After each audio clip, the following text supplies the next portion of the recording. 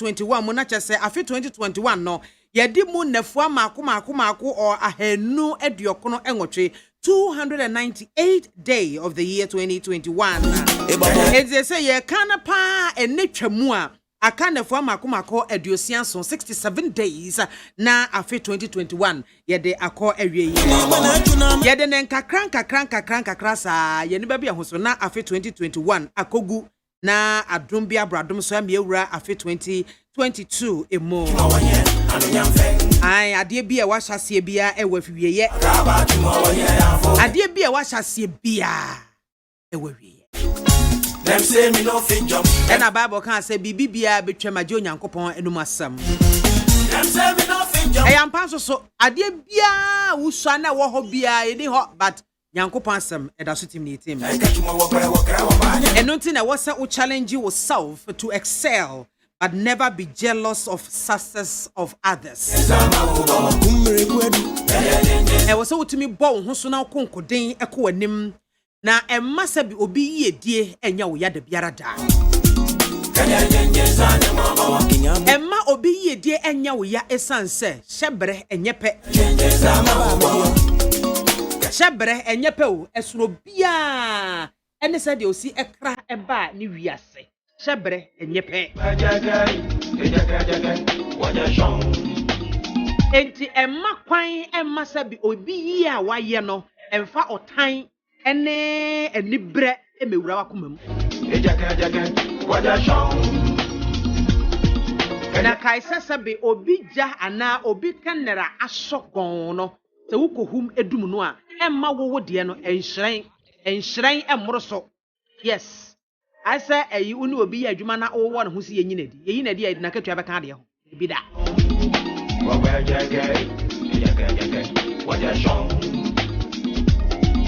ye free yankwada mu a ye fefa yenyini no anamo ahodo bi a ubetuo ne mpempenso bi a ubedru no ye wo stages bia nipa ubefam stage bi a ubedru bia no e wo nipa a wodo ho kobo wo mo eye wo namfa wo no mutu saa namo no stage bi a ubedru bia e wo nipa sononko a wodo ho bo wo mo a wo ka se wenum ye me namfofo wenum nam no wo mo koba saa stage ni dru a wobon se wo ebinum afirimu na ebinum eda so ka ho wasa onya foforo na no wo maka bom na mo komanem age nipa mako a wo muti ye yie na stage bia mu no adamfo ba ko ne ne hyase no ono ano ne bekoso atena enti media wie dia meka chewa ne se mawani enna ho ewo bibi a woyemu ne pem ekokan ne konkoden nyanwenta so honhom ne konkoden ekowanim ebetimi abasa abrabom niema bi a waye a etwamu eno so yade bi edi ni panya pa enti besrawo awiei ne atwamu no ma entwamu nko na eda ne wani ehwe kan ne kokokan ne ko ekọ baabi ho no mo edo ko ekodru daache papa ho emma daache papa wo kwa kodru ho no emma ne atwamu nra no entwe won san emma ne atwamu enra no entwe won san eniema mo beye dia ma omre bia atwamu na eniema nkoye anamo ahodo bia wotutu ye eniema bia wo ye ya wo feri mpo wo suro mpo se wo bebo so na wo beka ho asem ama obi ate besrew dia no wachire eno aye past tense dia nura esi ye no ben konkoda hwewanim te le kokko wanim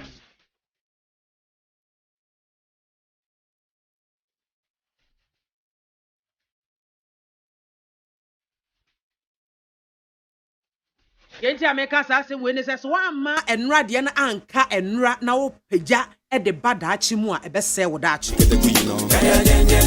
ebese wo daachi enti de ne ewo ma wo no hwiriso ne so mkuamu ani nye ho na ekurekura na saa ma wo special good afternoon so kokra ekoma wo special person a wutie mi saa don hwiri mo baby bia wotimi ne bia me ma good afternoon na me sign mo akwaba e de ba me menti eso high neat 100.9 FM so production crew aye krado ankasa joda me adoma Jerry Osajman Prema Abankro. Woman a year, one bomb chidom, me did abrawo, ye travel live over Facebook, ye neat 100.9 FM live, and now Oko YouTube so despite media. Ubetumi do questions, suggestions or comments, no BBA messages no. What dia for no mama ye. Your WhatsApp line so you activating the 050-372-1744 050-372-1744. Breast safatam ye beken ka messages in na ede amount. Midin ede MAAME BIAMAH AKWAFO. Ubetumi afrem me woman gada. Ubetumi afrem me BIAMZ 1. Ubetumi afrem me MAAME soja. Ubetumi afrem me BIAMAH brofo de. Ni nyina afrem me a meje so kma ama bibia akoyie ede amount.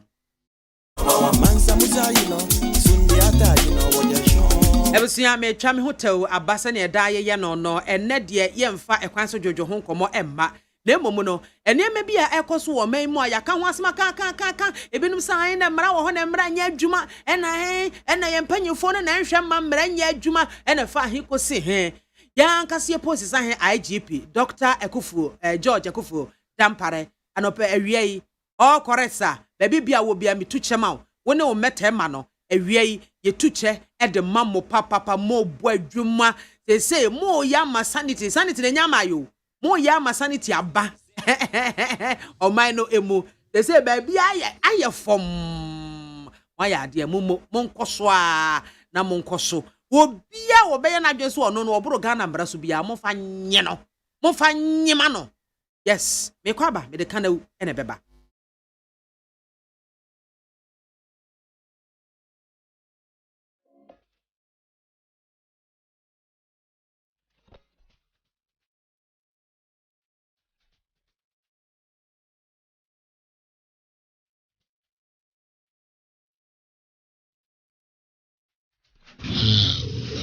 In looking at the in the manifesto, and I tried to do that before I saw one page which talked about a landing site. I didn't go further to see. But in any event, even with the mistake, I think still we have to rethink a lot of things. We can't have a harbour in Elmina. We have a harbour in Elmina, which is being developed right now. Mm-hmm. Obviously, Takrady, Elmina.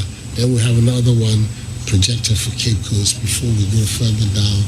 I think some rethinking has to go on for us to be able to find what is the value for money arrangements that were. But it was a mistake, and I have to apologize to the people of Cape Coast and the Central Region for that mistake.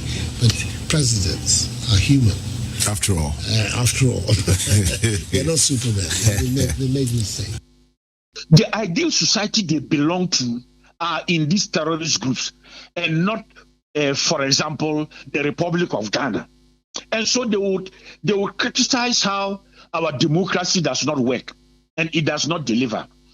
They will criticize how they are waiting for jobs, but those jobs will never come because the government will never be able to deliver. They will criticize how they can take certain things happening in society and use them as examples to radicalize. All these become the techniques of radicalization.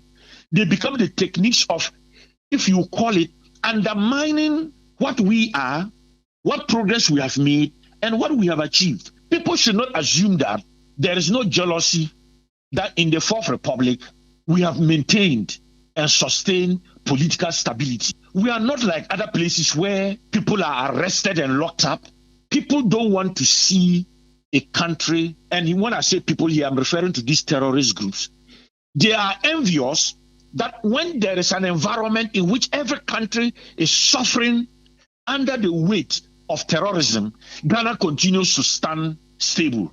It's not to create the mistake of allowing people to fall into the hands of terrorists, but that every day we work together to overcome those challenges, right from local government level to national level, to prevent that radicalization, which then makes people to fall into the hands of these groups when the possibility of recruitment arises. Let us continue with the effort of delivering good governance. Military or security is one, but it is more about the delivery of good governance. Let in every village and in every community, even when we have challenges, let us continue to engage one another in which people know that there is a collective effort, both formal and informal. Continue to allow you in the media to have the space. even when you criticize, it should not be interpreted as negative. It should be interpreted as constructive to help the accountability process. Let's continue to deepen democracy. There are one or two places where we're having problems predictably, and it's part of the issues that we factored in about land acquisition and land rights. Those are inevitable aspects in our country with the land tenure system that it has. But overall,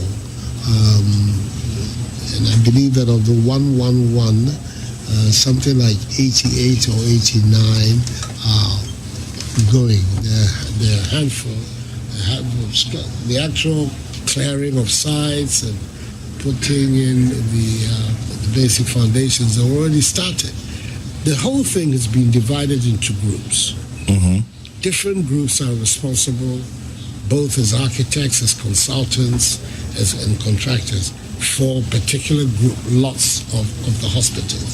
So it isn't as if it is one particular contractor or one group of architects who are doing in the mall. On the contrary, we're mobilizing across a broad front and bringing together a lot of skills and expertise together to do the project. And I think that this is the kind of project that should be done in this way.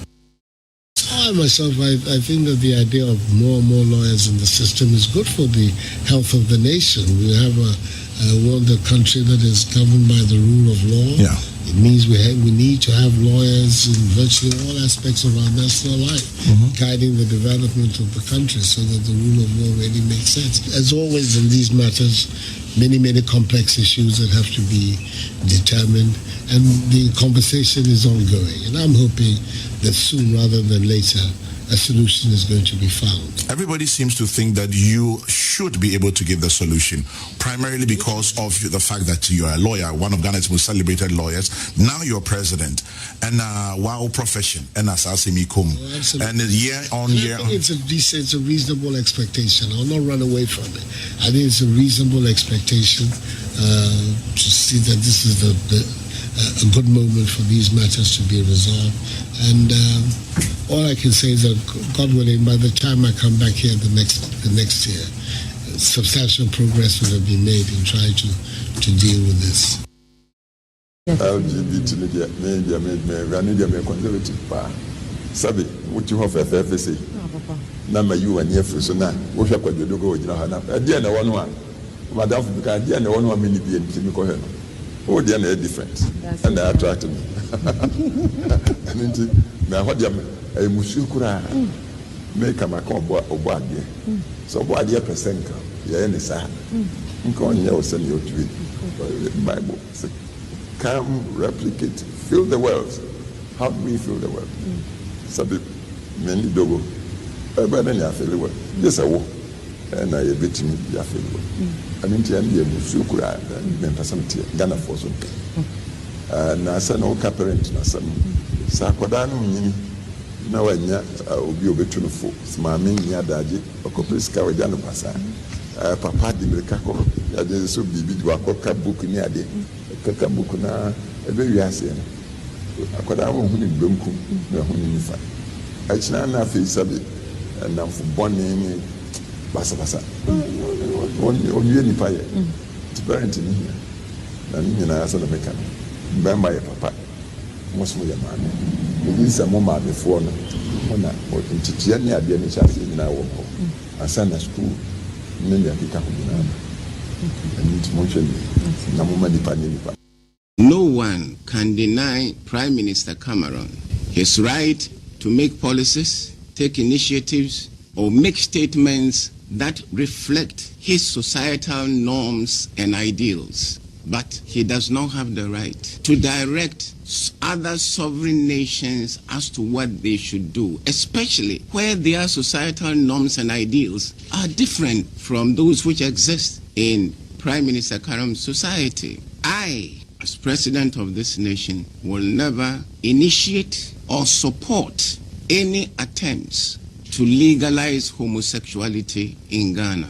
As a government, we will abide by the principles enshrined in our constitution, which constitution is supreme. Let me also say that whilst we acknowledge all the financial assistance and all the aid which has been given to us by our development partners, we will not accept any aid with strings attached if that aid will not inure to our interest, or the implementation or the utilization of that aid with strings attached would rather worsen our plight as a nation or destroy the very society that we want to use the money to improve. Yeah, was your for can woo and no. Yeah, the ASEAN can move your cat and I say. Your bedding quatente, I mean. Yenina, ya will may you move. Yenimini aquas when you'll be a pen 1 year. Ubashana obi as ye you are hunting a whole community a quino, a year for Nessie quino. Yes, see quina ye, the car be anti me, cock car be anti me, ma. I won't crank rodium. And the boys I GP me 2 addresses so I, doctor. Me 2 addresses edies so. When no matter man, monkey come home, I was outside home. A whole community, yes, in the back where womb ye and a year into a blocky road. And Kokama. It is said there was a see I would discipline Crofono. I'm not Krumaya dead. Driver need to meet car just like that. Just say, or trust the energy asset, Sabe. That need to fee. Drive anyhow. Nanka I press for you, Dean, Remo. Dr. Dan Baran Eban, who they are also drive carelessly, drive recklessly. One day you will meet him. But what man?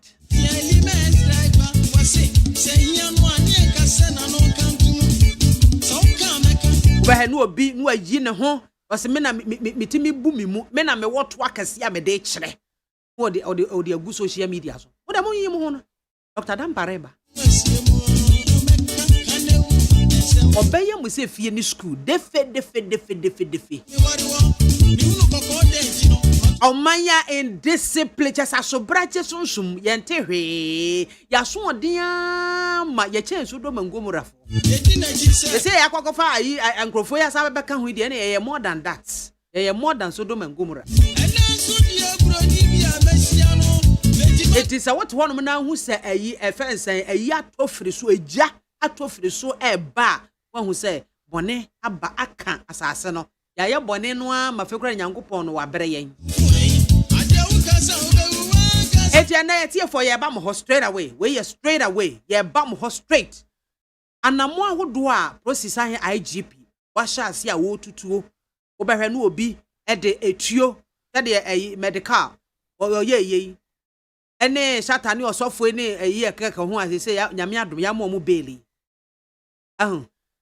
E tu sa na money bi ahwa because those people serve as role models for the younger ones.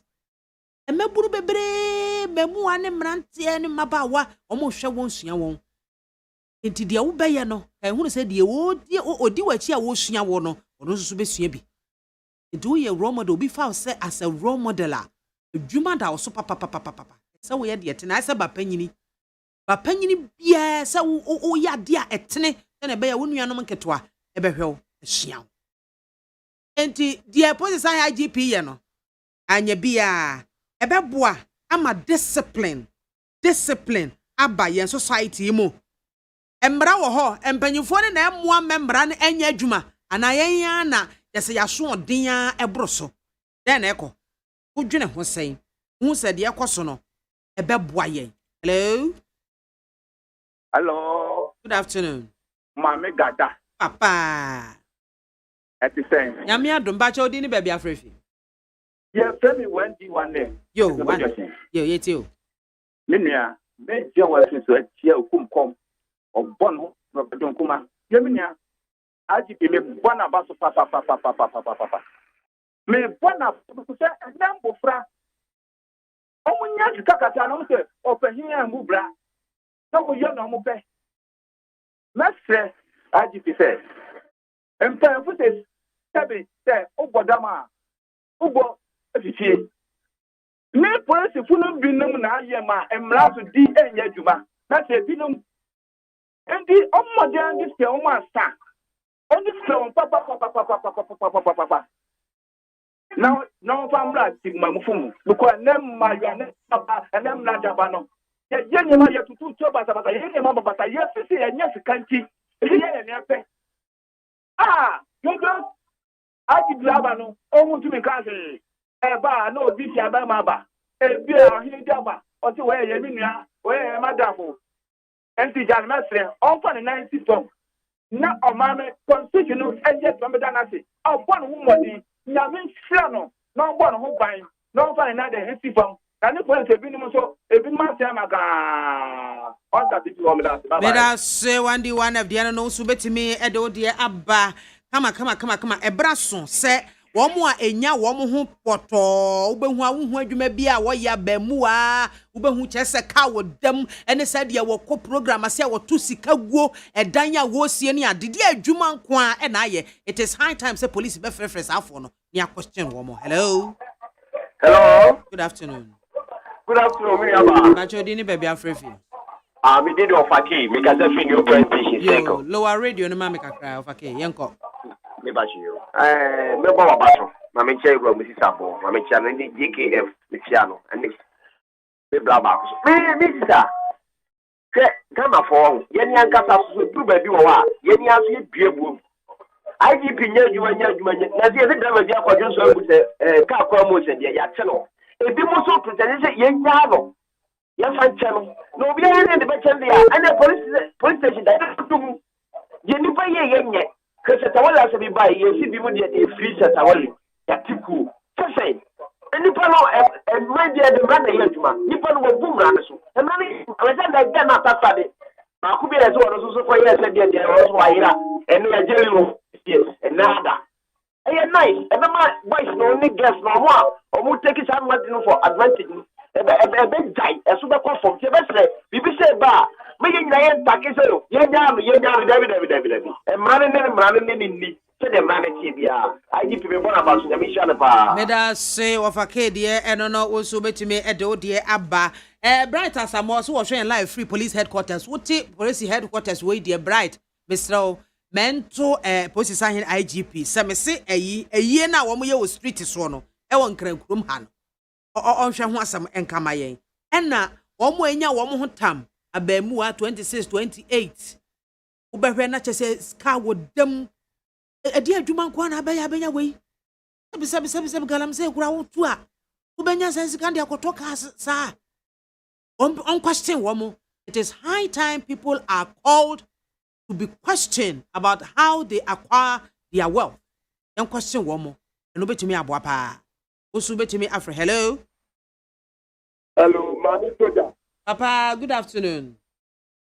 Mami Soja, Yamia Encounter. Encounter, so Bacho didn't be afraid. Bacho, where Nana Amwa, and you, Mabaka, Waka, and here. Yes, you.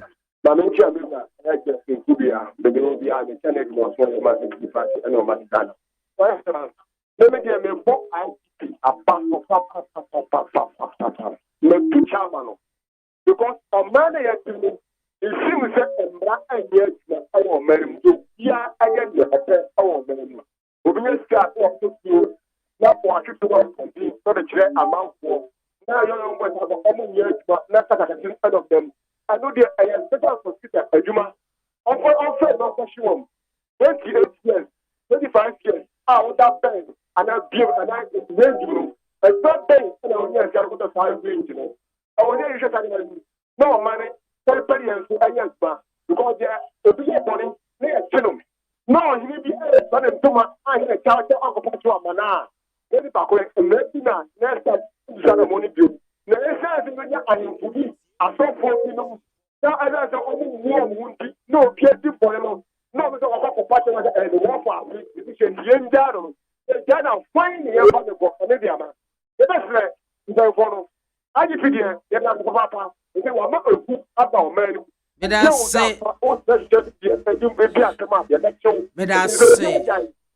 say, Dr. Dampare, a quick one. Unya chi obi sa apa no adum phones no. Phones ni nyina adum no. Obi afra wa wonya. Dum no 3 days. Yes. Obi afra wa wonya. Hello. BIAMAH soldier. Alaji. BIAMAH police. Menko Amalaji, good afternoon. Afternoon. BIAMAH migration. Now who to say? Nyame adom boko Alaji na so e. Yes, Alaji. Yo. Nyankopon say obebe. Wo so wo bo adwuma. Me da say. Yeah, IGP Dampali. Me da say. And yes, I am born wo so abaso. Amen, me da say. Me ma me ba ko pe awon origin. Sister Joanna, for your second verse of you. Nyankopon say no bebe. Oh, papa ide. Yes, I nyina sorry nyina na na. Ye man mo na di mapa. Say say no cry. One question yet adimano man ma break baku klada. The said na okano. Ye betre one man nim ko ye petem nyina.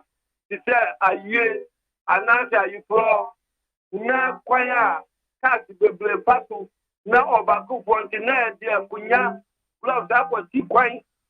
I say na babi okona babi ya short man no. The Jabaya at my foot mouth.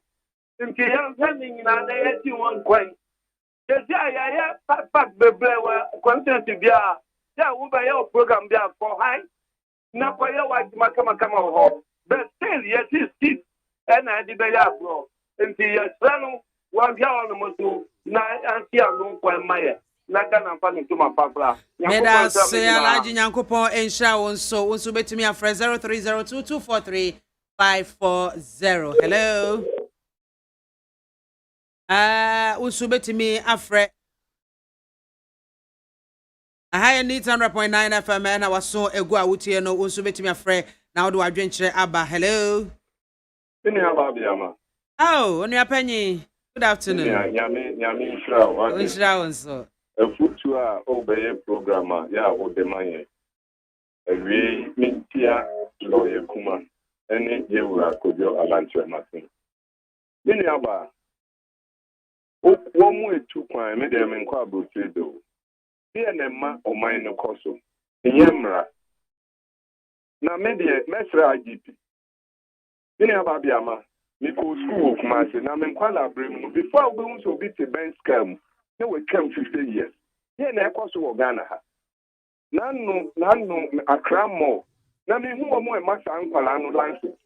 Akwala 16 years, 17 years. Na wo share bench car o dia be si ho. Na try no ma bo ho Ghana mpanifo be. Na wo share ni etia. O manya ankwala yen ko bia mi so bia be. E ni pe kotokoto won. When we would the ekoso wo Ghana ha. Na me ni amestra the two adults who were mine. Let them go for yebi. On Gigi to a woman na. Near to be indisciplined driving na ekoso. Who would the line no be enam kwa. Maybe me share camp kwa Zumatiako. Obi tram nafta obi yafa no wabone kuno. Tani omen na ekoso. Na mpanimfo na saka wafo tikaba mko bank. Eko yima wono.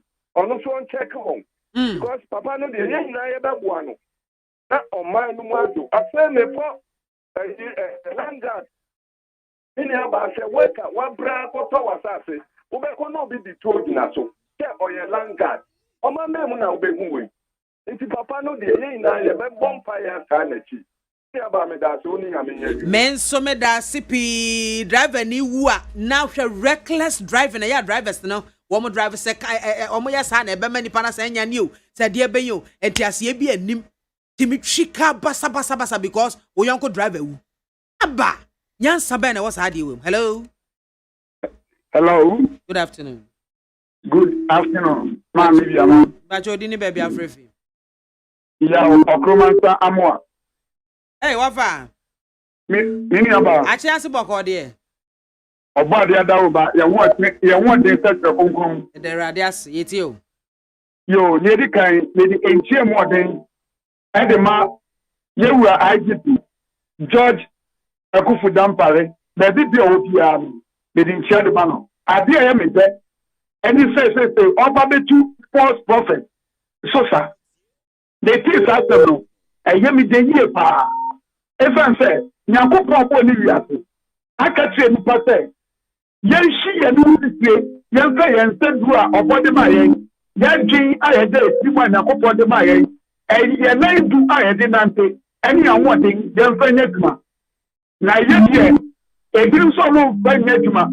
Na mo awode omunyansa bukata 419 e de ehinta Bible ati e na ye de bonkofo po e nkofo na ma e ye pompompe e na ye ji enyafo e fa se amonsom esusu asa wa ma wo mo de Bible na kata so le se sa so mi ameti nyame ontra no enu komenten ke ye hye enamu wa ne nantie bi a ya wo wa begu yasi a wo mo so no omo na kwam bone so na omo se omo nya djuma ye twen na omo obi nye ne so kuntra se ne se wia no omo nye na omo de daga no omo nye omo ani na ebi so emrede owu adampare ye power baso sedin jepinti ko okodin ma emrani nya djuma na oman Ghana emfa ne tabatensia nyame shira mame biama nyame shira so so pa okromansa nyame shira wo so betimo do dia ba hello.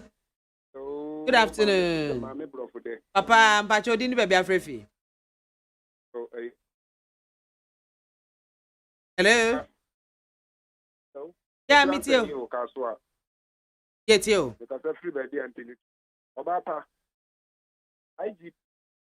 Committee MAAME na nampesi peja na ma di baby omu na me come IGP one abaso me kind me sister politicians and twintwan na name a eye na tuma ama obekofia a odidi pa and ebeko I just the politicians and our bank influence e wo na dwuma and san na ebi obefi na dwuma na wo ye ndie tanachi 100% ankoso wonye dwuma mo won hwese we or your MPP and now where you that's we big Pierra will be from Rano or from La Quansuna Embra, any Unia Kuni, a Chirino, a Bonabasno, Paso, Akufi, Aquafo, Home.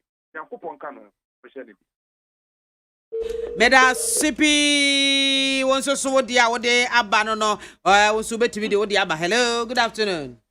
Hey, enka wonso wudi ni baby afrefi. Say what is seven neighbors? Neighbors.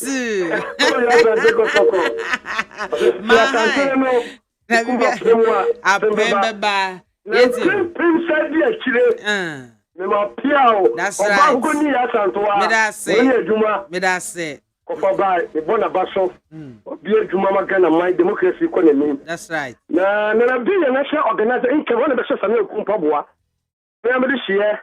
Ghana for chief, the next president, trade minister Jumawura, the born about supercollector Martin, and Minamidi share, 17, Tima Bread, Robin Woody.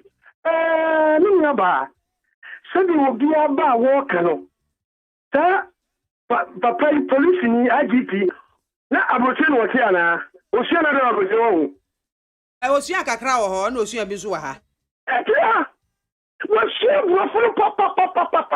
Oh, Papa, you sound good. Say, woman, why you call me bomb and penny abaso? When you Papa knows and Swadi, what do you? I beg the IGP, as they say, will be a tosa. Yeah, Papa, Prada. And it is so because you know so called something they will never do, they would die. Now, we shall go. There is a time also chewing the book, not so much sharing answer. There are also them, maybe two motor phone there. I don't know. You don't know. Oh, my America. Now, yes, I will not put to follow. Oh, my dear, getting up to them. Why is someone never soon within a midamo? Let us say, neighbors, so Anna, what and can also bet me after 0302243540. Now, you're quite nim in discipline, Ebeba. Ay ye leaders no enemra no munhye mu kenam mayen ana yan kasa na chesa asodin ekuyen hello. Yeah, me never. Good afternoon Pacho Dini baby afrefi. But if I better think yo yetio. Yeah, me that's it. Me you have a candy away. That gave simple. That let's say fast Ajikan Hana, who Me ba jo anya no ho asam ne ye kan awie yi o ye kan na wo.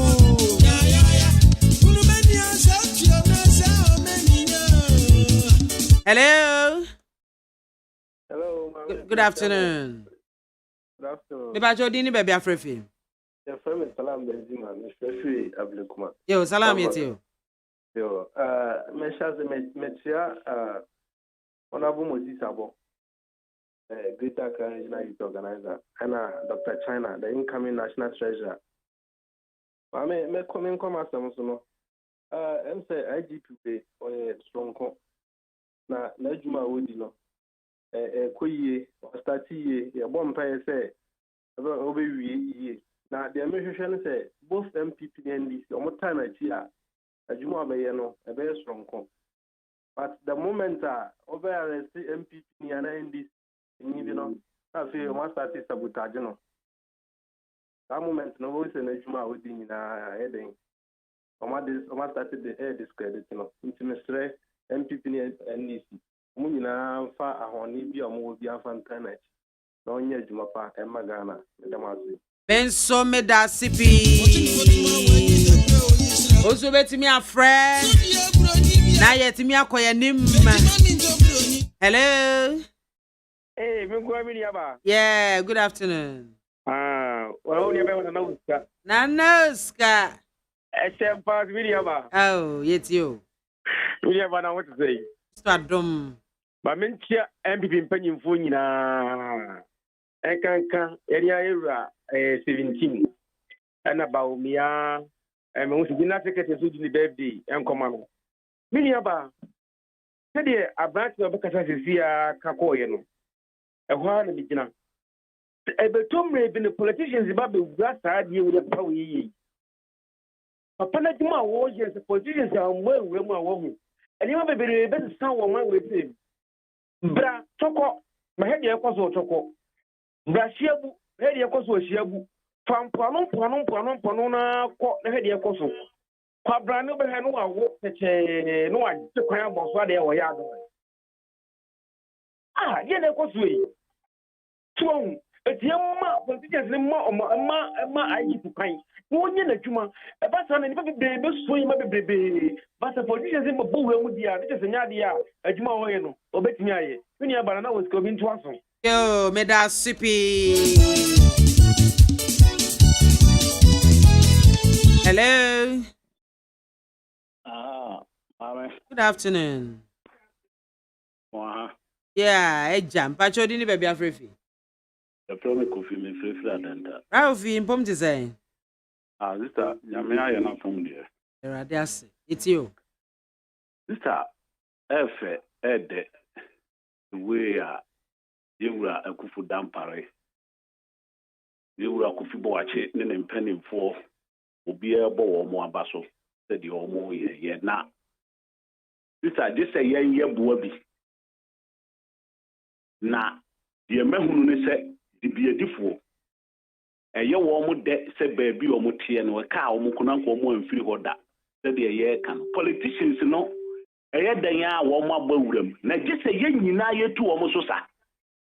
This a dient in America sa. Obaga a year greater regional minister over kind was shall see I was ye one more decan and I'm temo he. Metriasia a year yana mem no campushim and went to me and young wajai. Because ni animal no mo parliament and yen ye di sika to 4x4 amom no mu na ye into a year ya anya yin wajai ye wu IDP yesre me approach for and e kire ye ma me te ye enya de ha me ko fa firi baby se Ghana ha obi ni to me ta wo ka wo de be fantem wo bru ho pa just say this fact rather moto edi wanim anasa fire service ambulance and Nadia, I know much ray. 18 na media. Me emrasu dienti. No kwan bit mama Ghana ye. Bibia ni ho. Na sister me no kan bra behwe enyaye. Dia me yane so mo animbra. E na bumbra so Ghana avre ho. Ya. Me nim police ni a watoka. Ya sister, mfie beburu num ni wa register what me de ko de ba. Minim immigration officers, fire service, soldier for, yeah, sister, one more private car, no operation car, what they call the power, namtemo, yeah, sister, Yajuma. Na, Penimu, one family, Yajuma. Sister, a yet day, and Aquala, I win the Mumbrano. Wo boom raso abeti mi akwako kan ho asem enti dise ye nyina no ye paninu de wo ye no ye nyina ye te ase wo ye police ni na ye president mrabie ni wo ma wo kwai se wo di bone sa ense se wo die ni ye kan ye hunu ni ye ka ye yakamfo enna manyomfo na kwa akwhye wo mo adi sa boni bi aji se ye yakokenti wo munya ya na wo hunu se de ye anantwie ni podua ankare to no enka konfo nsem enti wo tumi na enka ho enuti no so hwe yie na tumi no wo de sum nipa di bula mawo IGP we awira hosita o print me da sinyam njira me da sipi of akebi e de eno no ha na de enko so nyina besi we eye asem sebe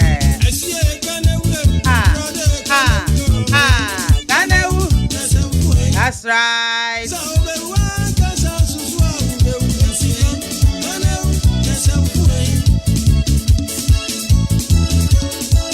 Dog, Dr. Dampare, we dear Mr. Wu, street is where you need your me papa, yame pa. Mr. Discipline them for me. Yes, for the sake of Ghana, for the sake of Greater Accra region. Discipline them for us. In discipline in those areas, na edo sododo abroso.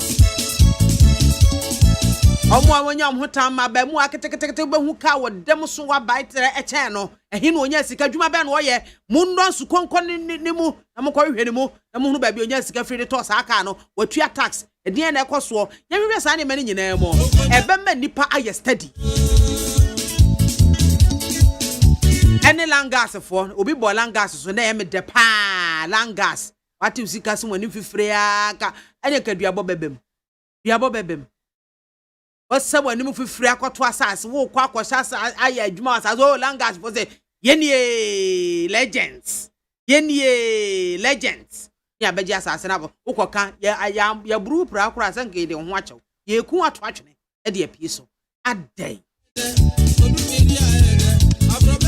Never, my dear Bakwa, President IGP will hear pa a hiano ye papa, and ya no can, ya no fafaka can yet become. Ye to join mu ani e bompaya yen kan no twedi ampo nyankropon ma na basani fine mu odin no enkata ne so because wo ye we nyina no ebinom to temantwe a wo munya ya nka giagu wo munya ya nka nanim agu ase egu ma ye nyina egu ye tiri so nyina etu ko to dwane mu a na wo bompaya na wakai Dr. Akufo Dampare wo bompaya ni biama no na wo nyame bambo aye kese e wo no so ate ase because Ghana has say nyanya misuro ene den untimi ntino mayimo papa no so onya misuro woni mu ene na ni so den ene onimra wasuan ma kwakire etu wudi opa abe wo so ate ehia chewa ene ne ma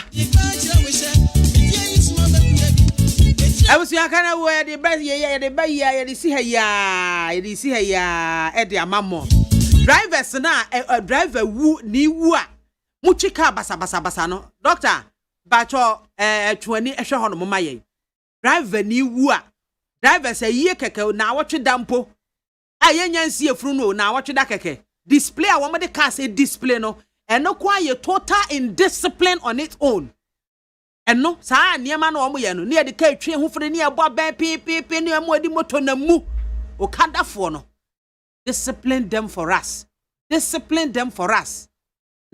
omei ajinsam pa ye nyawo nipa be 10 wo mai mu anka Ghana e beje esi ho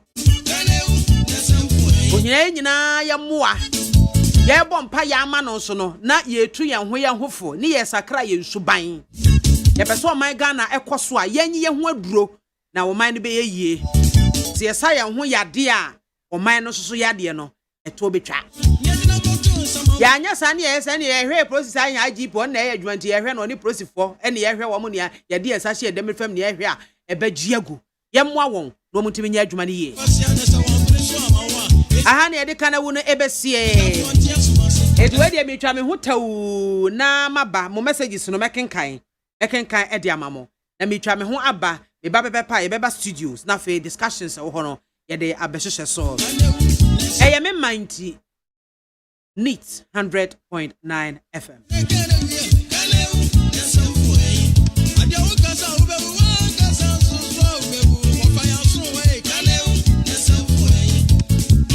Something you said a little earlier on about freedom of expression. So I want to ask you about what is happening in your country and homosexuality, for example, which I believe is illegal and it's punishable. I mean, why is homosexuality still illegal in your country? These the social, cultural issues, if you like. I don't believe that in Ghana so far a sufficiently strong coalition has emerged, which is having that impact on public opinion that will say, change it. Let's then have a new paradigm in Ghana. Is that something you would get behind? I think that it is something that is bound to happen. And when that happens, what's going to provoke it? What's going to make it happen? Oh, it's the activity like elsewhere in the world. Like elsewhere in the world, the activities of individuals, of groups. I grew up in England. I went to school as a young boy in England, and I grew up at the time in England when homosexuality was banned there. It was illegal, and I lived the period when British politicians thought it was anathema even to think about changing the law, and then suddenly the activities of individuals, of groups, a certain awareness, a certain development grew and grew and grew stronger, and it forced a change in law. I believe that those are the same processes that will bring about changes in our situation. At the moment, I don't see that in Ghana there is that strong current of opinion that is saying this is something that we need to deal with. It's not so far a matter which is on the agenda. I represent Ghanaians and the country Ghana. We have spoken with one voice that we don't want anything to do with whatever terms they add, because there's still no end yet. As we are told, we used to call it lesbians and gays. Then they started talking about transgender, they talked about transsexual, they talked about queer, and they've added another Q. And then they started intersex, and they brought another A. They added another A. Now they added P. And then they see two letters that they see a plus. One of their activists called Moo said in social media, I'm a funny person. That the speaker is a funny person. I will continue to be funny to make sure that the right thing is done.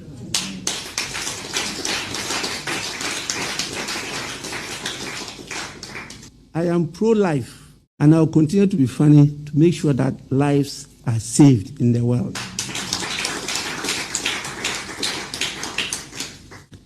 I will continue to be funny to ensure that this world created by God as a garden of Eden for us to enjoy will continue to be enjoyable by all of us.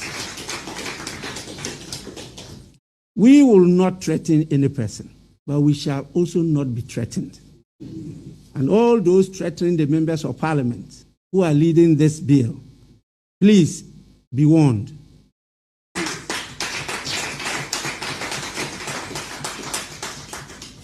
We cannot be threatened in our homes. This must be stated loud and clear to those who have come to do business in Ghana, those who represent their countries and think that they are right. We also represent our country. And they can never dictate to us as to how to live or not to live in this world. And I'm very clear in my mind that this House, the Parliament of Ghana, will pass this bill as soon as possible.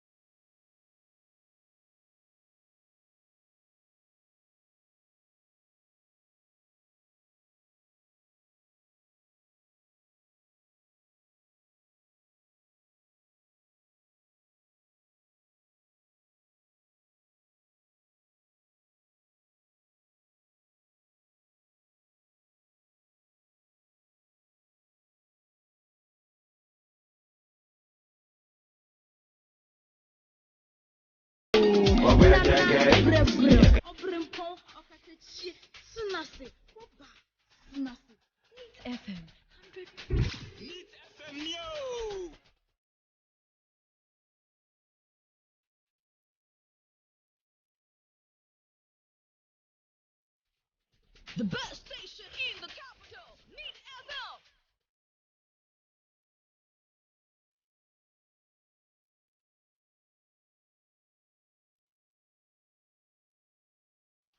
Yaba studios bio yaba betwetwe enkomo ene ye drew politics inside hono mo no ha enkomo ahodo abegu apono so ena ye betwetwe ho enkomo munyina munimnia ekoso efirinra eba electoral commission say mampanyi dada John Dramani Mahama ena maprobomu no okeke kansem bi ye ntwato so ebosiremu ka woni nyina so enti so nyina so a wonfa emra ai no mo dia to polisifu anim say polisifu mo modia na de ensem a mampanyi dada Mahama ekeka no munyemu enhwehwemu eno achi polisifu nso so ene asomo aku empanyimfo ene aku ahodo womo ehia amasesi ade polisi sahin IGP ni prosi adwuma ko ni nyina wi ataso eso obia sebe wo be hyen kontro wo mayi mo no womo no de be feso papa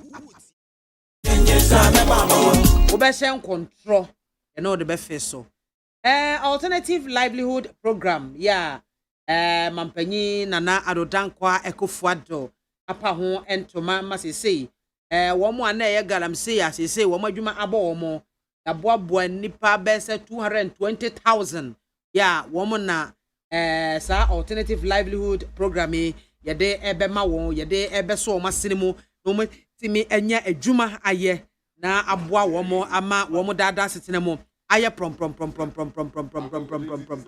entino eno so ene nsama hodo bebre ena ye be kasa ede afa ho esi ho enkonwa ene adwie na wona ebe dome ama enkomotwetwe no yede abaso no eye nana kwadwo yeboa NPP National Communications Team member Nana K obeka mensa ewa ha Godwin Mahama NDC National Communications Team member onya medru ha obeba sane etie bia ena Sylvester Sapon Soprano ono so eye CPP National Communications Director CPP National Communications Director ono so abeka meho ewa ha Soprano memo akwaba mini aba na mbom je sai mini aba bibia boko ena wo ho ayefe oh sir we t-shirt we ni ya lipu for t-shirt anase hwan mo actually me junior mini ya na de be che me nim unimu tell me no say na wo my friends we be match club be na wo oh me club am support here Tanobofo akwa no seriously oh by the way shirt be she hwan mo say me who say anankofo ka say we shirt to shirt na ke hwan mo shirt ya so the United Arab Emirates much Emirates fly Emirates na me who Adidas hweda chi me nim say but many about you me who say Ghana for spend millions of dollars at the top abrofo shirt just Ghana for me anya Ghana kwa oh still okay any be mine so but say me de misika pa be kwa akoto minya time crash me hwese nkofo boys etna hwe Premier League no my busy na ana me nwanwo omunya time hwe pa this be a finals esi ade be de so mbejai oh enti minimum de shirt here de be chair me enya ade amati misika ato fake one crank am into me team am support daache minya ska mebo mo pa mo maba Premier League no Tanobofo akwa Pabene pa ewo BA side okay Tanobofo akwa Bofo akwa omo hand from the forest omo ya warriors original me that's so aba nanake mame akwa ba ni obaba na mbom te say adum no mpa bo me ho ye fa ya da Christo ase as of folk for ni e team no munyina se afreedom support to Tanobofo me has of folk ni ai to so areho account areho account but enka me bebre sa na kobo match na first half waje for ni areho account that's e ukru mu akra mpo dia nkeja de dokno be cheche ore what to kwa obi maso esa wani to spell has spelling na pose says Let us. I don't know who Ghana for any more. Man, it will be our supporting Man U. Now some support House of Folk. We can now some better House of Folk in Man U. Actually, what we could do to. What that from? This one. Are you serious? Oh, Mr. And glorious House of Folk. I don't believe this, man. That goes to power. I'm Kai Germany in Brazil no. Not just me check here. Why that for no? Now Oman Hank Gu Accra House of Folk. Unemployment be brain near the ade. They spared them. And you understand now? I mean, maybe her born now. One of the radio station interview be as more can say or more respect my House of Folk. Yeah. Respecting and so the ocean now was Sena. Was Sena Maquada home. Thank you. Then you be a bones and I said, I'm going to be a wash Seno. Now, we can good team. Next time, yeah, but I know my I don't come and maybe I'm a Betsiaka. Miriam, who is Sam? I mean, I remember. O start to see a mumpire IGP. We do have a comedy na. Na me gina baby so mu nim me. Ah. And na me just obi ka say, no mo dey two station home. Okay. O dey o hotel papa. Why na wi aso oba yi. Oye kronfo obekwa ko bumpire ma police police ni hoto. Yes we buy one so be wuri aso ya hotel. And na we try me ni ko home na jam yi me ni na me. And na so ma me tie wo so do bi bumpire tia wa nkasa so ha. Then nyina ekoyi ne mudu a edwuma yen. Abusia fo mpanyefo ya daroma omo abeka men ho e ha se ye twense Godwin Mahama NDC National Communications Team member ono so ebeba na fi enkomo no ayeta. A quick one, Soprano, maybe looking at the rate of indiscipline. E wo meyi mu. Ene ye ka semra wo ho, emra no enye adwuma. Emra no embite yetimi pepre ye ho koye emra but enforcing the laws no aba be ye bibi yentimi enforce laws no looking at what ye current IGP steps I will take it to restore sanity in the society no ujide ye say ne kwan ebe boa ye ama sa discipline a ye hwe say ebe ba ye mu no ye saka. Well, that's a great question, Miniaba. You say I'm a fan of the police, the Ghana police, okay. You know, and all their problems. Police is our friend. Yes. So, in fact, and I'm. Oh, Mikai say so we can't say policeman no girlfriend, not even his brother. Yes. In the sense, say, we are bonia obecho, but the value of the police. I told you, saying there was a time, my friend. 15888 and they saved my life. Okay. I'm US Army neighbor. Wow. They were within 5 minutes, no more, in some pickup truck. And I tried to tip them with some money. I was highly impressed. In time, I mean, who said police for you 2 or Ghana, but you were 3. But anyway, yeah.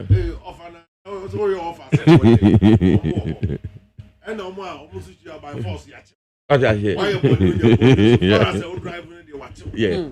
Anyone back also on your professor. You don't need anything. Yeah. Daddy. I mean, police in the story behind the force of Matia. Metro electrical so condition, electrical shop. Police in the banner. Estimate man, electrical cables or sort. Which road shedding Satan, that's my make about 2008. Not 1,200. Yeah, that's fine. Ready 1,002. No, dear baby. That's officer more than Munadi. We meet that one, so I'm pretty pack. Macho, officer, Mr. 5 City, Mr. Fabra, many own there, you may be a mammy. No, my jet. How much was it? Yeah, Marco 2 weeks, my baby to Yakaji. I have so many things to see about Ghana police. But Soprano, no see. The police are indispensable. My police in cop strike 3 hours. But even more, apart from crime, say, one very, very, very, very important area in police now, mentioning the hue and cry. And I want to call all of what is happening with regards to IGP, Dr. Dampere, Dr. Dampare, hue and cry. So none of the no buy. So far, ni ubi any ageno, but still no Ghana near one. So what I say, Ubo who crampon in a be a minister be empenasem, no akoye be na minister be empenasem.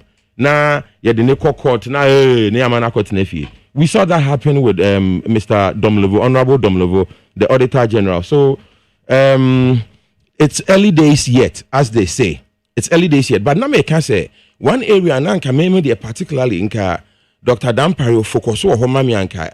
If you say very important, mami pa domestic violence. So violence against. I know crampo me now can person yes specific. Violence against women. Oh, men many be or ma. So we are cowards. Oh no. Social violence against women. A man be so boom man pa. Oh, sir. I'm telling you. They don't know bo. A man be boom man. No, say man be hunya days. Oh, sir. I said they was can I said you unim bibi.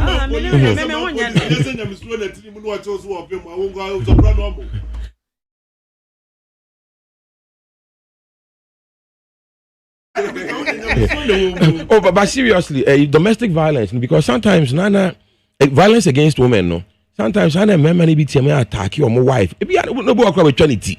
You know, to that extent. But me feel say it is because I am for a long time, you know, in the relationship, you know, and I in the community, you know. I am sebi previous say Jimmy in a koso for a while na be manu to me e fa ne hudi. Inti nanka a domestic violence, any violence against women unit, no. Hey, me said I IGP pa it's so important say obey take some obey reinforce some of the appropriate resources because look, ladies need be so terrified in the marriage. Look, they are living in terror. Me count na you about inti honum no ehia me but na me feel say you see now we can say Dr. Dampare Bayo no changes be happen. And I mean me feel say what has happened no bro maybe you can describe it as a shot of adrenaline.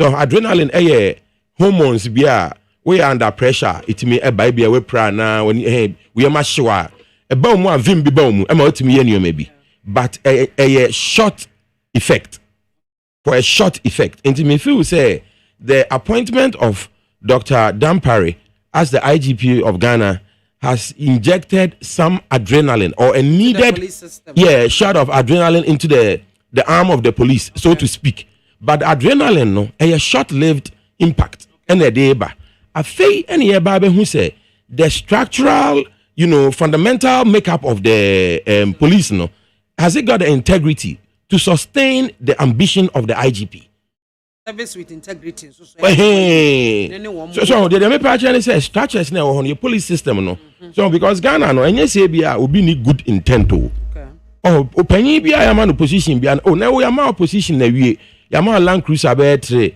ya man bungalow utim wo house boy garden boy ya man aduane free ni everything free bungalow ya man bungalow team what I say house boy garden boy cook na sorry why will you not work for Ghana I mean, I didn't be open a warrior. It's immediately pension for no. I am not so more good intent, but sometimes no. I am not structure of the system no so because I can imagine say one of the things Dr. Dampare IGP would want to do is to cut down on corruption in the police. The police no a subset of the Ghanaian society. In Samonia a cost society no munina it because of police. Okay, so he might want to say or clamp down on certain structural lapses. Mean abusha ka brofu kakra na se mesia kan no beti ase gap bi the jumanum man for timi baby man crofo timi fa ho achiedi what I say nti say be a doctor yes will be close na crofo bi no wo hon mo beka se obebo o ma no aduane en na onu e ka no what I say nti anyway nti yenhwe probably no we need a new police bill or parliament. So I must say I'm too conversant with the last one. But with a cyber advancement na cost digital no I wouldn't be surprised say your police no more a new act more attuned to the current times in Quebec. But in the cyber security, almost section, almost taking care of cyber security. Sure. Issues. Sure. They are well equipped. But still no Ghana for he'll be to say President and Akufo-Addo and Excellence, and I would say they are still stuck in the immediate post Gold Coast state of mind. Police now it is a relic of the colonial past. Abrofuni a police So CPP for nearby better police a pass police act for I be empower police because police crank I join the police nanki amount tiko kan kitinkitia ba kwa so police for no omo brepa make sacrifices I make me from working tempo along the way anajo no baby no mo deda no so seriously frankly maybe a police knew Accra no yes but so we call out of Accra now here Juma Ghana police for they are remarkable people. I wish them all the best. Okay. I wish the IGP massive, as they say. Thank you. Me that's soprano and Otene Ghana ke. My memory so a lot to say about the police service. No. Continue right. Actually, maybe opportunity in Fantia need FM. Okay. Do Benada say the MZ Benada no more ya to mama ni. Ai ya to mama wankasa. Odame ato mama. Odi amaya ya fa. Na maame ansana meko me police in sem kaso. Ye wo mpanifo bi wo han wiase ne Ghana han maame. Ye ball ma baso mu nyuma pa mu Ghana man. Great. The BIAMAH last week in better of fear no ball Father Dixon abaso. A man for frame me as a nsema na wo kan me nse Father tia na ni beje pa. Na mse nye na ni e beje. Enti na America. No kure wo mu na wo. No kure wo mu na America. Nene no me bom panifo bi abaso. Maame do odi kan ye eye efie we wura. Eye doctor ose Kwame. Woni ni nua enesu for isapon. Maame obi adwuma e magana ni nya bi ye de. Me hu a me bu pa yi. Me yi wonu musi nchen a. Ba bi honorable Canada Japan obi a me chia na nwie yi. Akompreko. Ono so bo ne homodin bie enwuma e de boa Ghana ye nchichiri ye no mentwa owura Kwabnado for ento nchen Dr. Kwaku Oten ene mu sister station onye mu sister na mu brother station kwasi twum monso na maame wo hwe dwuma pa honorable Alan Kodwokyere Maten so ba trade ministry no all year under 1D1F na hwe individuals bia maame we put all together to set up factories. Ghana for Benya Jumai woman. Mammy no see a two chairman or Balan Kodwokyere Maten. Baby will be near Bona Basso catcher and say, or Papa when ya na o mampenia do danko Akufo-Addo so daye. Na waje daye tunis daye so ni tu mu say, mensu mahama na bemu no. Mame yemo mampenia baso. Niemo honorable Alan Kodwokyere Maten so abaso. Yempa ebone say, dwumadi no bi edi bi ahye wonsa no. Wonso behra no perform near bonds wa baso bi. Yamba regional minister, Greater Accra regional minister so abaso. Oye superb. Honorable Henry Cote. So Juma Henry Cote ya. I said small people never street so I'm very proud of him saying I say no. Oh, that's what was happening. Say he from Kwana nice or more chiro or more insano. But I say what's the sign you done as yes. Yes ma'am. Yes sir. Who drainage no the Baba 2 street mu say street no. What's your point? Maybe answer my question. That be a trick question. They also Busani say who is in charge of making sure this doesn't happen at the district assembly. There be amu jai papa no what district you know dia. Nke obi abelukusha.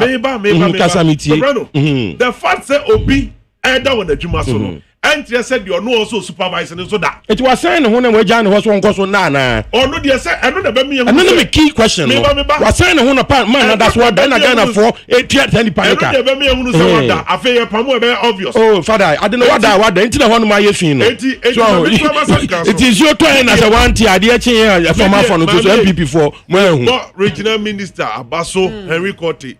Ejuma pa o ye no. Mame o sesi etu chairman no. Na mesre say your money free hand. No fanya juma no. Ya hu bi pen. We ye kai say ajiri be ansen bai. Mayor. Wo hwe juma start ye. Abodwe se bai ye wono kura bodo start bu adan bebre. ebi a kire na ja wode akɔpɛ na mpie de otini ba bi dwene ne ho semre yesre honorable minister say ma o ma bibie mu na bam indeed ya makra nya dwuma na maame wafidi esu yetena so kasa minister otie amen wonim de ntia wafidi aso na metena hanom kan say me Ghana mra ne ma me kɔta pɛ a obi a watimi asifie nyame ya doma ya ye wanimu kwan efiri wu fie nanim wo no ebepem aban gata na waye no yemfo so obi ama ne nsamete ne de and dey the policy aba clean your frontage clean your frontage e kire se de ka ofie ha no empanimfo tie because ma me hwe gatas dodo na anwe sini na those small gap no from the wall no e ba gata no na wasan fele wona ma na manti so togu so a na twia na gu gata nim yetimi clear ni nyina free honom na obi a frontage se wontimi nua grassa samante that's all oh ayi de minue ka no soprano de wasa say ya asphalt ni bi afa ni fie ni mu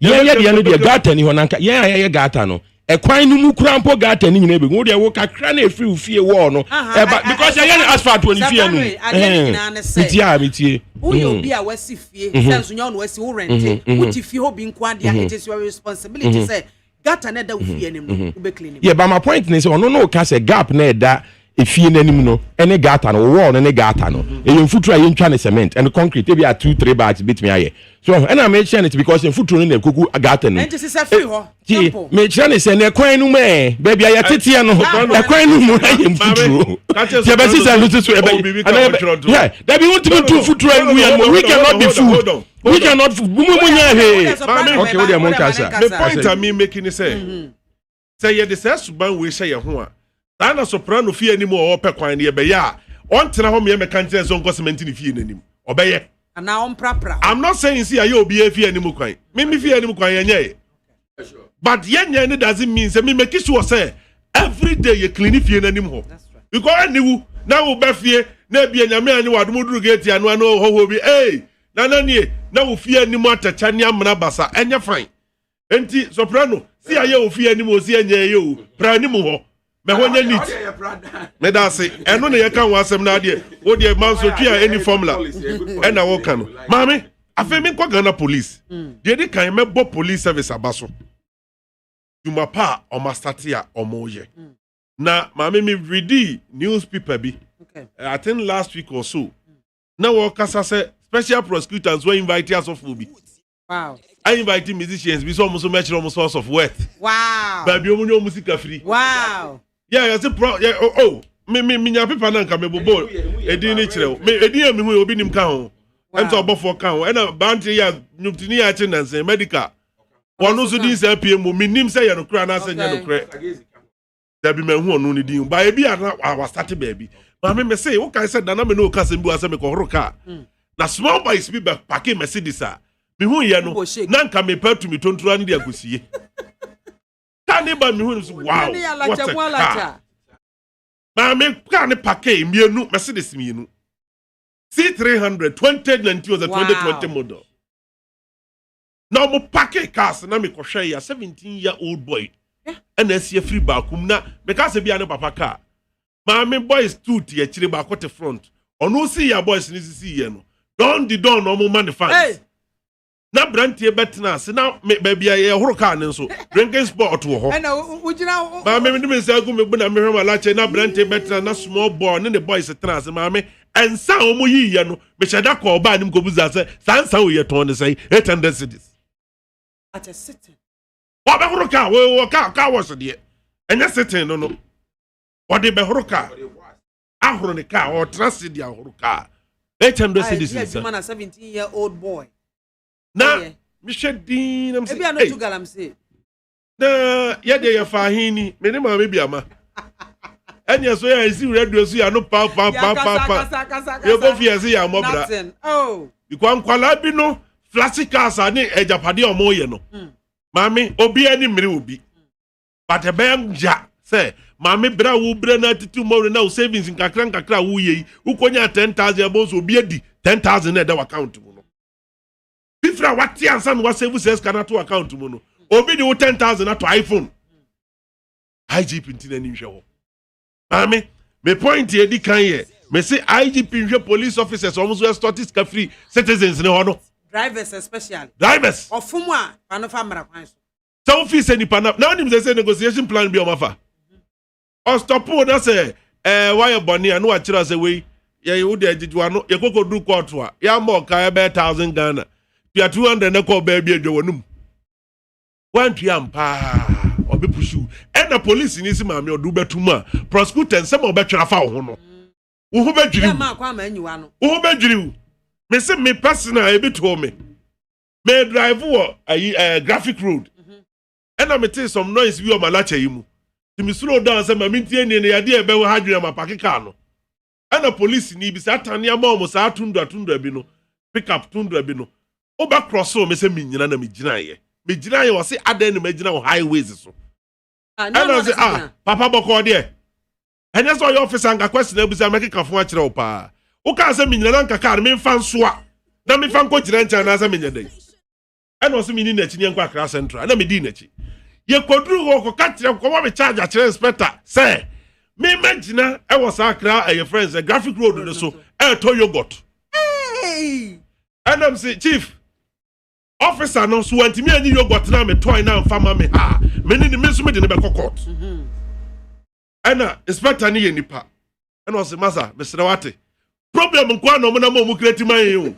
Ti so nya ba na so woni ye den kakra bia na odo ko office. Na ko twa to so. Wani anya de no afufu po anu achinchim nsa na waje kakra na okọ ne ba bi. IGP Dan Parenting and on this special team be office beer citizens betimi aba ho direct for headquarters and report to the activities of police. And that line. Creating office. The office way the number ni what complaints about police officers. Ade ba ko me two che Emma Ora James Opombo no. The police officer what is say do police ni hura obi obetwe waso sesi a na minim say owura dampare na me de mani agene say mame ti madam pare ati oni omo ye adwuma no me respect wo mo keke opani ba ko bi o me ono ankasa provide bambo bi mame a wow me ho dwire me eye owura tete ye ho nu what what and anu mo ba ye Greater Accra regional commander yeah no regional commander it was great one of the two ayifu ase we ye langas for ase Greater Accra ofiri ono message nsemo mame wo hwe team no owura dampare tete ye ho nu enem say me amini apani this wo pi Kofi Boache na Kofi Boache so menka na se mbinchire wo Kofi Boache na Ashtown akrofobia ko wi ade em so wadwane en so Kofi Boache ba ba hwe omo na boys ye hwiri wo na Kofi ahwiri wo ni bi hey police officers nkitwa na ntimi ahwiri o na Kofi Boache ahwiri wo ni bi koche wo omo so what anu bi ntia when your friends were police officer just a maybe just a quick interjection officer your friend or your friend say ASP on DCOP Kofi Boache COP on so no nyini o Ashtown side o it is our one no our one wa fro pen the technique me who na work and the technique bi na Kofi Boache ye operations bebre wo mamu anuma we know obi to say you rat tete onu operations we have me a whole book about tete onu achievement and robbers tete onu achi wo mukrum ha so maybe dey me who say team no on my form no we make catch me no say I believe this team way ebetimi aye adwuma de asumdua bere o my Ghana maame enti o monti o mani no mo nhwe your friend say police officers nso a wo mo disrespect Ghanaians na maame police officer mo abuse police no police wo share uniform nti we ya mebo na ya mechew na ya huhia IG me se want office for saade no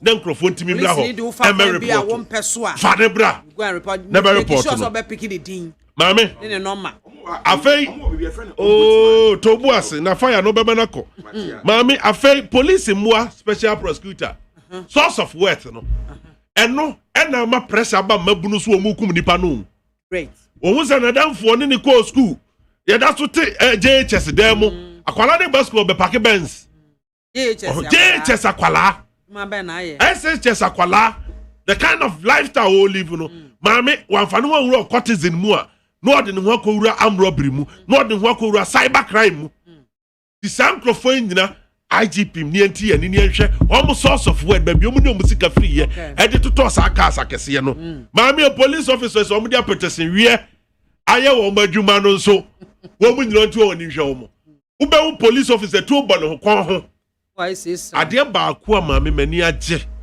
ma ho se dampare introduce a shuttle system I be for police officers no omo for trotro bi ubewu na police officer ko bank okoye bank adwuma o wa boss ram ne tuo ne kire ne bu no de trotro ne back seat e bi zo front seat wa bo enti yesere omo officers no mo service ni ye service with integrity mo me hu integrity na mo nyan kopiare no ubewu say uniform no to drinking bar who chabi o see a cow picture there do kwade suspend you see ah yemma ni die emra police service ne ho maame afi wo mo immigration police mo immigration okay be eniema boni e kosu krumu do na foreigners cyber crime do na foreigners maame me say am robbery akbaso krumu we adopted one o a foreign armed robbery Ghana ye de koko na wade yatu egu abaso ni akosa kakra ni akoto edi enu won fani nyina tuto bibidi na enu akotwa body enu akoto edi nu akoto bi edi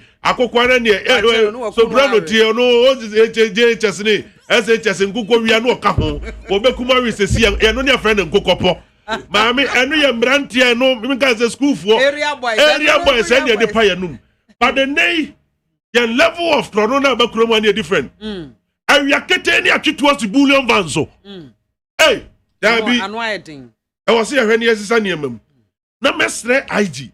Police officers no do good traffic light as a vantage point no. Genje sa ayi tete for iti abofre na ekuteku omo no. Niemam mo side down. Because traffic light na say emergency BS no also act swiftly. Afi no be kroku sa tuo kakra kaye kura ni. Yesre said yehu bi wa amanfo cross no maami police officer no stop on the side am insert so ai wo ya wo be sutu enti wo stop me wa no pagya wonsa god him said the kura no or that to say cream no do ko say wo make attempt uni asembiaka enti yesere ye mo side am na ye make sure say adwuma no omo de ye adwuma no because ene maami uni say AK47 na ye tu a security agencies in pen and use and so na robbers krabi e dey no munya ye na ye nsem raketi wo police service nim wa na mo nsaso a ye behwere etuo baako ana weapon bia no wo sa police officer say man life imprisonment that be ya on fan koma kron for so fan koma kron no and me see I see a man life imprisonment mama ye put strict measures ah we ya IGP we free ho na do beko and also dear and ya samu na mama me de ma no si wo ho no mesre IG one do ekoso wo kuru mu anum no ni police fo ni bi ka ho there are some genuine police officers and there are some crook police officers a chese yanya hint kurasi ye kwakwache mama BIAMAH kwafo no ni team de kwakwa mama na kwache ni wo team e bi police officers na police officer wa frɛ maame ye fa ha na abantu so fa ha dwane ahomete omo free wo mani ebetimi a police officers na nkasa no omo phones omo use no IG titi mo be monitor omo phone calls e bo omo phone so wo mu tiem na nko no e ba fro no ko be dwane enkomo betie no obeni wura ba ho officer na edi sa nkomo no enti maame ye bo ai dampare ni team na ba so ye nim ye say Ghana will certainly work again enti wono so gire ne ho Demom ye me ka dia to the phone say empanifo se ye kanfo du afro no ye kanfo achacha o manani na ho na nkrofo na wo tu omso sa na nso bi betimi asetene app ai si ati de si kromu a ye se Charles Bisu sorry so mpre e magalam se nkoso wi akire e na de camera si ne so yeso na ni ade enso no anim na komam se adwuma ho ye no se wo kwakwaje bra banya ne 10,000 no Beda senana ke ena wote nenkano ebusia nitefem memanti ena waso egua utie no na yenhwe issues ene ye but when my ye nyina ye ayo just ayi meme kana wu no ena chese mede test wo mo pause kakra oh baby atiafa edi yenhwe enura electoral commission efre sentwefo hyiamu editu dwache mu se mampanyi dada mahama na probo mu no okeke kansem bi se 2020 abato no enwemu kɔ so ballot papers ye tom print bi electoral commission so ye ne tom print ye electoral commission na military so hunahuna nkrɔfoɔ ma sakasaka esi polling stations ene niema hodo ne na ekɔ no na wo say electoral commission so de ho anu yie eba enti enura wo mo friends entwefo enhia mu ene wo mo de to mampanyi dada John Dramani Mahama nim say ensam a wɔka no so nyina so ewa adanse a ɔmfamra.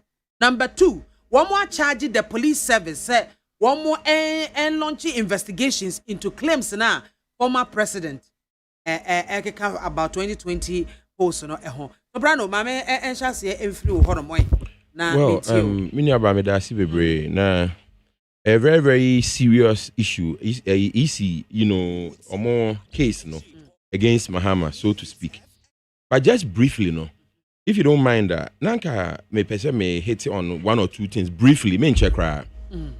First one no your boys na ana ukra na wo kan wo show earlier so. Yeah. Boys ya na young boys ya anu muchi expensive cars no. So I also agree with you say was a police for investigate or more wealth. Yeah. But so more ekoye investigation baby our boys no nyi omu sika fia mo nya ho. I also more check asofo also more check businessmen and boys but boys need them pessimists especially because some they are too young. That's not and that's my point. Meaning about you it's me and me can say Convention People's Party for scientific socialist. Na me pesa me ma otia say meaning about our boys now who so mu spending sika so expensively no I mean so massively no a level very expensive lifestyle no. Some of them can afford it legitimately. So mebo na the etienne say intina na make say nana do mo government no money ade no omo ye still stuck in the immediate post independence era.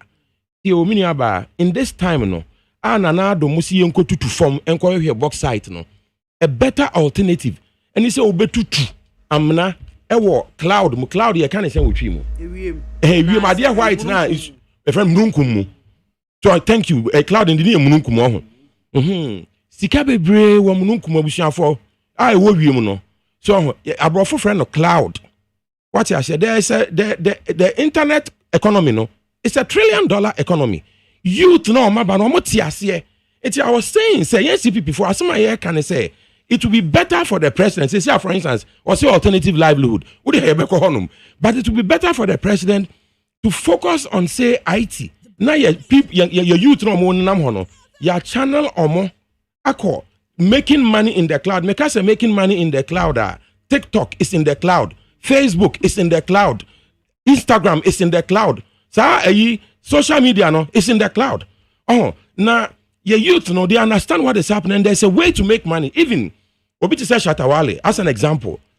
And I'm saying people be reading social media and internet. Social media for verify no ma monetize no. Into what if you cry unyeska. Mama mon na down. Asem we say make manu si dem di beja abusuafo website bi. Me pama cho so we are bad time.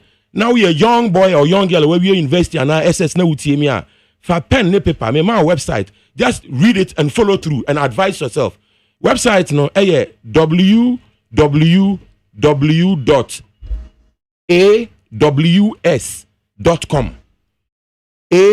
AWS Amazon Web Services. You understand?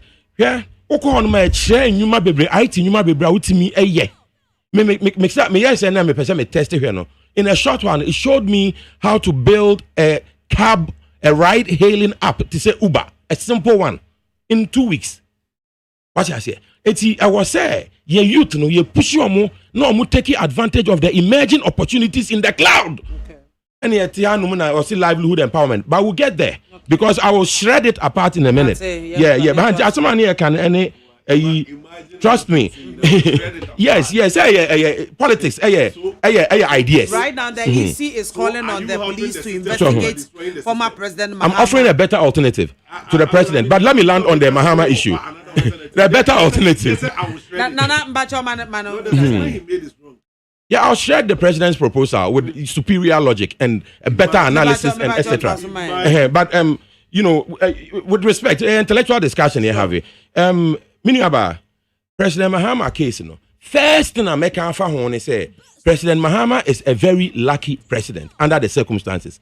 This is because the call by the EC, say police for any investigation, it gives President Mahama and the NDC a second bite at the cherry. Okay. This has never happened in Ghana before. This is historic. What I say, President Mahama they call Supreme Court, and the Supreme Court say no or you're wrong.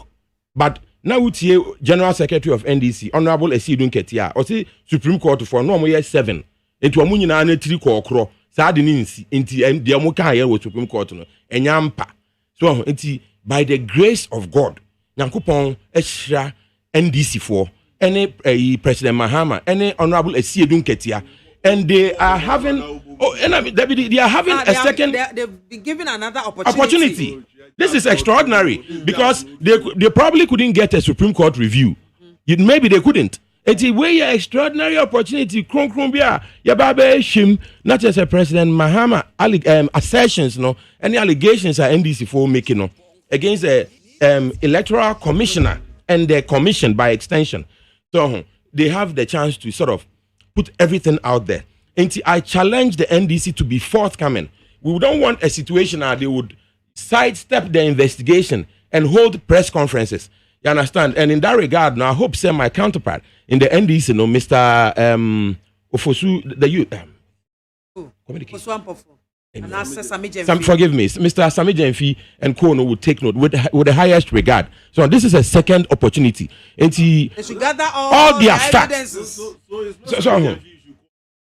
No, he is the person speaking. He's making a lot of statements. The director of elections at the NDC headquarters now on also. Well, I thank you for your correction and adding to my knowledge. After all, knowledge is like a big baobab tree. And no one person can embrace it all alone. That's number one. Okay. Number two, they said the allegations.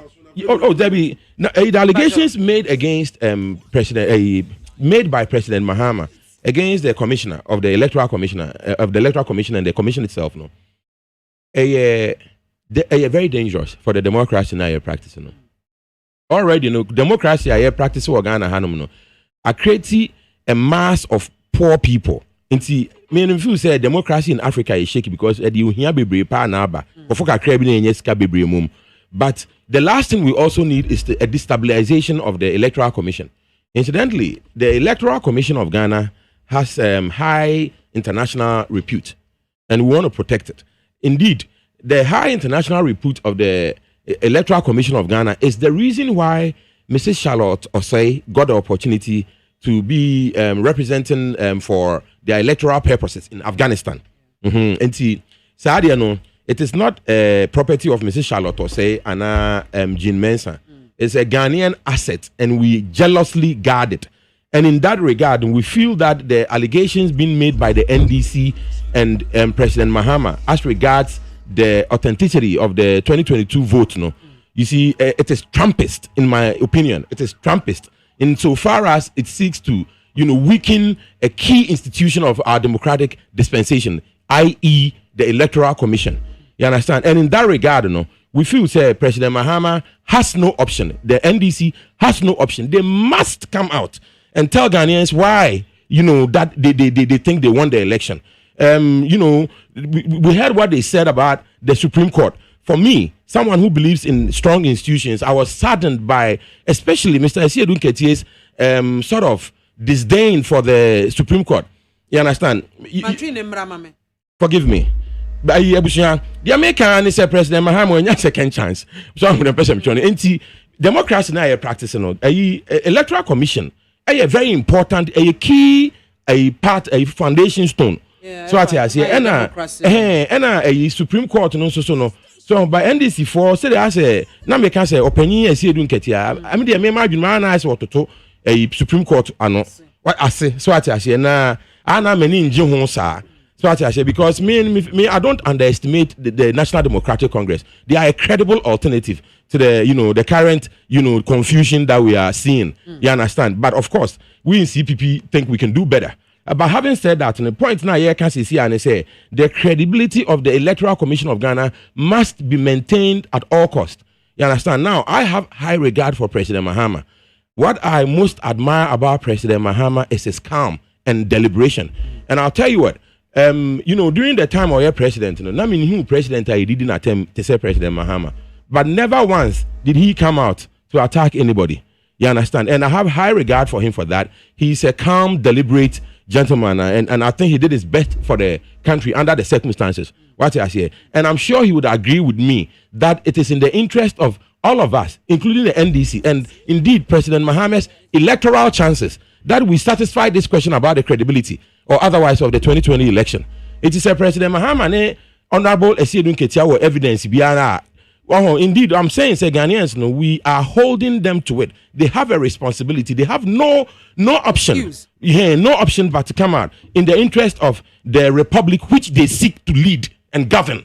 What I say? M7 Manubisi, make us too much. God bless President Mahama. God bless NDC. They are important pieces of our democratic dispensation. But that doesn't mean that they can discredit the EC unless they have facts. Thank you.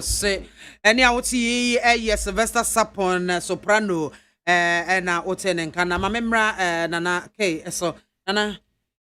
Right now, AC charge the police to investigate former President Mahama's assertions for making a day towards the 2020 post, and some wakan fahu and about to me moko so ne whole lot. State police investigated. That's a pa menu Africans and be Hanama. You say, na me china jene so kasa obe shredded. Company idea that is soon be a wason. This is not to tomato. Since he has not been fair. You have any other idea, you add to what we have already. You don't destroy what I'm coming. Let me land. Oh, please. What's the meaning of shredding? Yeah. Give me the opportunity to defend it briefly. Shredding is it is a figure of speech. No. If you like, ask President Akufo-Addo, when he hears you say this, he will laugh hilariously. He will laugh loudly. When I say I'll shred your whatever, it is a figure of speech. It is intangible. What I say, and yes, I may control the paper no matter. But my part say politics is a combat of ideas. Good. And I believe say my ideas will shred President Akufo-Addo's ideas figuratively. You understand? So it's a figure of speech. So, literature. Mr. Figure of speech. Let's go forward. Mr. Speaker of speech. And the president understands. The Americans say, whatever you want to put it, whichever way you want to put it, I think you could have used a better or alternative way of addressing your issue than to tell us you are going to shred it into pieces. My ultimate point that I'm making us because so Kasana so man look is on penny sabe a trade oniti and no I'm coming let me land one minute the now all kind of ideas no matter sabi nyansen and you said that you are going to offer better alternative precisely. I mean, you get my point. So the moment you tell us you are going to shred it and offer better alternative, it means what we have is rubbish. But that is your choice of word. Not my choice. The president's ideas are not my choice. But under the circumstances, they don't. You let me learn. Let me learn. I'll show you in a few minutes. Mami. Okay. What I'm saying is that what you actually now will share boy. What me who's a boy be able to say the panel boss out in January 29. And so nana what one and Cabo Bia. I die so and a seven to be almost in China no more so die. When you are on the pitch, it's different ball game altogether. Please. Mami. Soprano Mpacho. It's not how she would do my own count some extra day yet to tea be muko yambi, the biko nika the carbon kudi man kasami tiu. Mami de ye can say and Omampani dada John Dramani Mahama ni NDC. 8 million kukudro. Eko police station for police headquarters or whichever station that they will go. They will more say and investigate easy. Amami de dikan. Many be one NDC as a political party. Only me didn't yeah. NDC as a political party 2016-2020 election almost easy and you're credible. Police and you're credible. Mu media when you're credible. Asofo and Kano Kure, Imam of one Kano Kure. They say Ghana NDC for so mope and Omokano Kure. na se ukoye sebe one lion na akotena the farm of anta woni na mu me pefa wa no afa mawu na ant ne titi omba because you don't have a friend. Tan NDC aye. Mama, you had opportunity at the Supreme Court. We say about one easy a declare no. We real over 1 million votes. Just I don't know what come about thing. Also, we need election no. At the easy a Jeff from them. We General Secretary Kwatena Supreme Court. We gave the General Secretary opportunity to come up with your figures, sir. Or the challenge easy there no. Also one for figure number. Mami araho sem say besi ne ya me no kasai and this into me for mo figure up to me the win election in my one thing. So which figure are they challenging the easy with?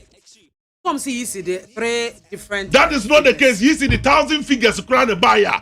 One I will say ye real. Mami the omo cannot ya say. Media ira wo fie. Obi abewi amade. Then so police force okay. E dey ba deporting na ajira. Osi me hema me BIAMAH anima police for me enko ni fie na me enko search ni fie bia me hu ma de ayira ne wo ho enom se wade ayira ne de osi anu de minim na enso me ko search ma me BIAMAH dem ma me hu me bi ayira we ani hen wo si wo ya wia wo say de na wo ye say ya wia na ka say you don't have figures and utie me ma me enko school go do echiri ba bia me ko sua de no Mayor company law and contract law. Dear my lawyer or my dear catcher and say when you come to the courtroom, the rule of the game is evidence. And my brother is here, and I'm about this year, so I'm surprised. I'm surprised because Uncle say Cassatia, so woman to me for evidence, Uncle Supreme Court, and then woman in the Boko Hunu. Some say this is the second chance for them. Second chance na me can say mami ade ba ko say minianity ase say say a chance or say a chance of police homu asemo is a police we an investigation now evidence papa bi e be say court them I want to know usuro bi ko ni evidence ade ko yi. That is the challenge. That is the challenge. And na isi na say more can say me madwuma me ye ni isi ni yenim si yenwia o e vote wo polling agents wo hobi and ye keka bo mu ya keka ni na bo mu no Mami, dear wunya ye, dear wenya ye, dear sumasi nya de obentin nya ye. What's it there be the adima no, and now dear na. Now what dear wunya ye size was minim. I this is for any day. Anyway, I don't speak for the easy. But uti, sometimes never be one may disturb the peace. I enjoy what my I think, sir, it will be good for NDC as a political party. Someone snatch no more restructure. Electoral system no. Power omoko into election na fe omonti ase say election no said omo ankasa etu yemfo 2012 2013 election petition e de court no just Atuba catch the Ghana for nyina say elections are won at the polling station. So why are they fighting the easy chairperson what the polling station will be mami me bisa easy chairperson what the polling station will be figures are me come me uba me constituency Asante Achim South. Me kwaya adwuma polling stations be 9. Ye wie ye no ye nyina ya di omachi. Isi ni police kuta. Ye friends the ballot box na. Ya kenkan wie ye nyina trotro figures no. Ba me one particular polling station dia so kwanta. En kwanta polling station I think Methodist is right down. E ho polling station ma me jiro mo kan vote any friends simple. Ballot papers no more than 10 times. Because at the sign isi office I don't know abre. To akanya drubia 89 no job jump ko 93 we say hey wo bu asan wachi okay yam peso be wi mama MPP ni abeka ti say dey be wi vote no ti ye nyina ya fi ye ni ahwe mama ya kan ya until say ye nya correct figure no NDC for sign ye yenso ye sign ye di akire ko college center and you make it so as a figures a college center hono ye polling agents e ko nyina ya gada homo ya ji obi a figure etu obokwa yi polling station we vote ba ya na dia confirm ni ateke ni nyina ya boboy no pepepe enti se sabe wanya sa aduma we wanya due diligent na dia oti ba bi na yi mo na courtroom go mo kola calculator na call ye. Now I'm not surprised what your smart Stephen to be ga kind na also ko set up election office to say Binduri first community center obeden when the result papa yes sir. Me, I'm not happy Say NDC always look as if they have problem. And always talking about ECO. I don't know what they want. But the year kind of say, and then said the minion kind, you know, easy no, asansuo, and this a public na bontis why ready. So about who will be carry a bonting. I'm a Ghana phone you know who say fee no. What I say fee one for fee bra. Now fe yen settle case once and for all. Now I think said the minion kind of privilege my NDC. That indeed, but me this work. Mark my words. NDC will not have the courage to go to police. They will not go. Men are make catch was video kasi so hard money.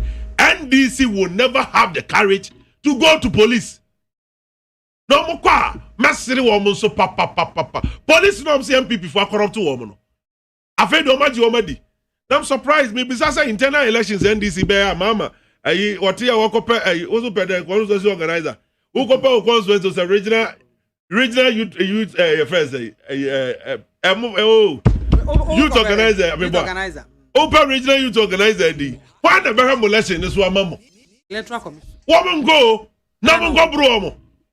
Musimu ni omuni. Omuni credible. Woman ya kromfo.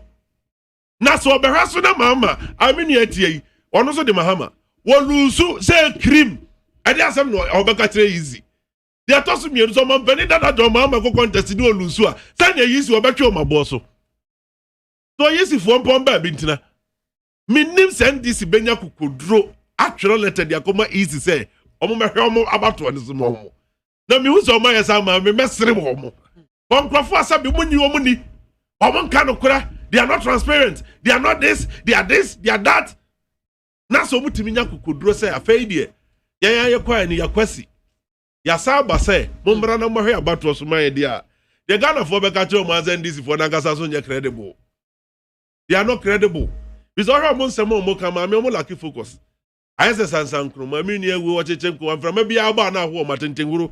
Eno mo nam no mo to ayampia na wo ma me ma so mo hia no ani mo nya ofa mo beto ayampia se sia so okura mbo no. Election ne kura so kan result bi ti ya wo mo. Ti wo so ka ho bi no mo lusu ye.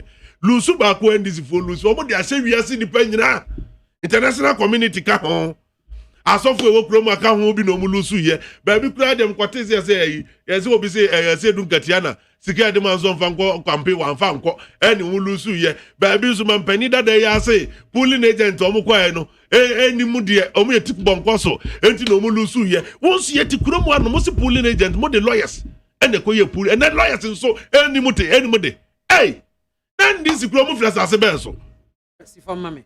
Na mame dia me de manu sie me ka ho ne say wo ba se si ye obeduru ya be shemra ye ma wo mre se brantam na be ka wasem nana si for mame wo ba ni obeduru zo be shemra mame we ni hwe me de manu sie ni mame ntoma ne no dia me ka kire Ghana fo nyina ne say dia ndisi fo ya ne do mo keka nyina ma Ghana fo ye nyina ya te ase se sebe wo mu ni hwie ka wo mu ni bibia ka wo nkotena fie no mu nsua de omusua de awia na omaba na afa ye hunu so my red because man pani that di kan say tabi okotra nchen no wasua nyansa na anya sa na okan ye o say I've learned my lessons inti lessons na wasua no on famra they should bring better alternative for us to discuss enya de atwa no enya de bibi papa bia bebre omo so we should move forward the officer ye the 1D1F ideology be no mo di BT 1D1F.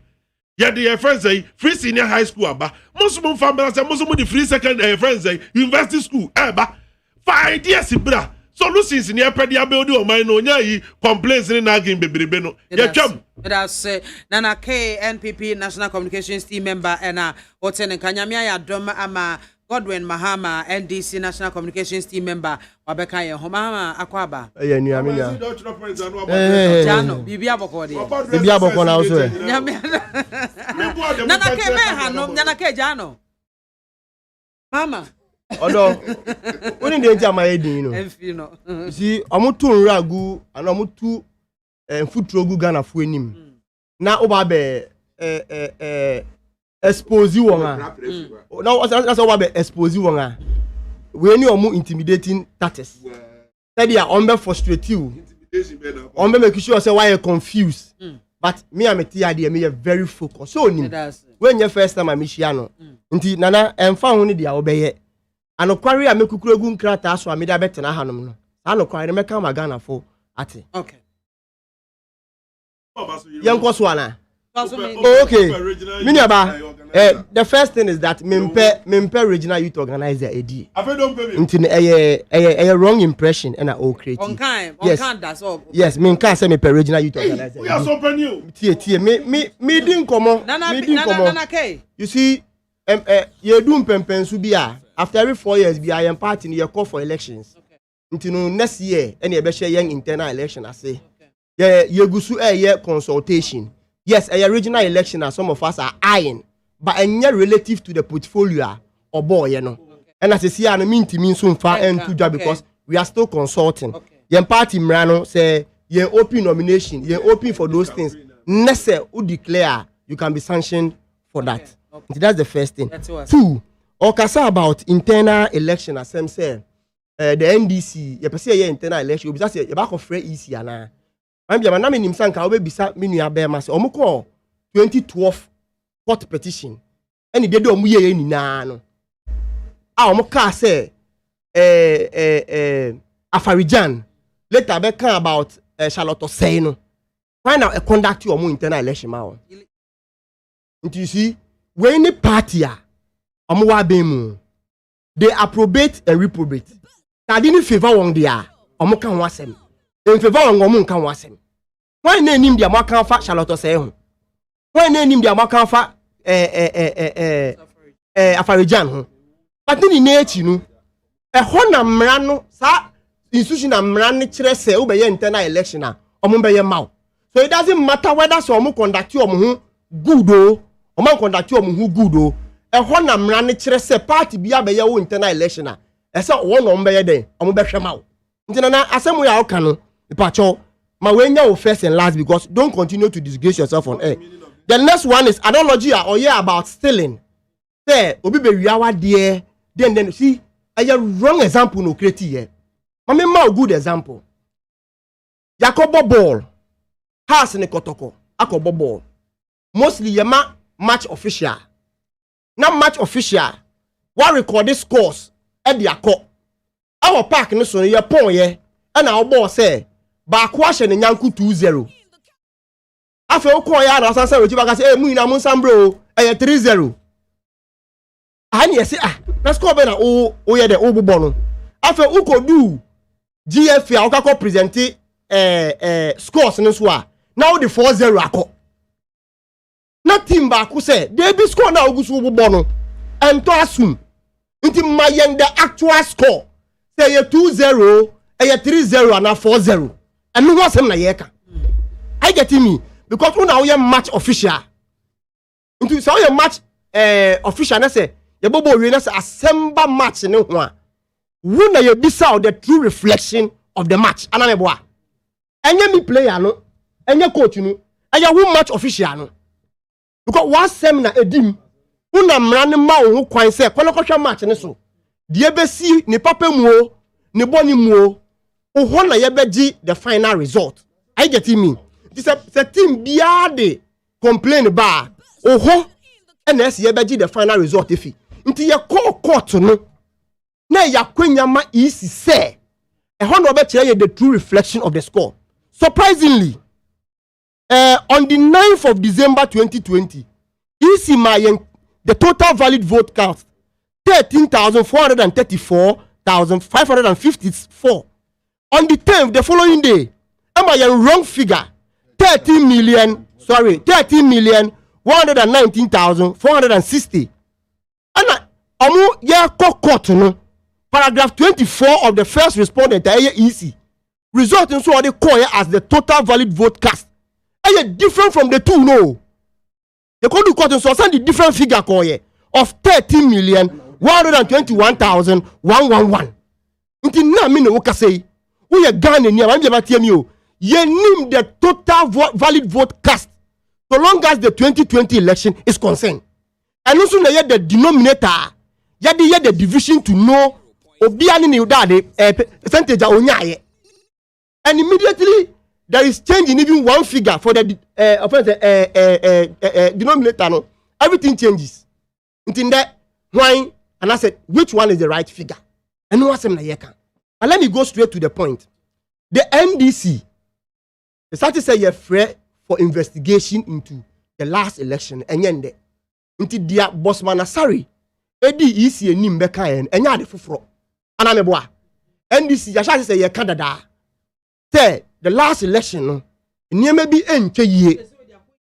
Yajitum. We are ready for it. Into the Ghana Police Service, the CID Department of the Ghana Police Service. Omusha investigation, I say. Into say a court. And now, when you know say, you see Mbamba and the right figures. Now say that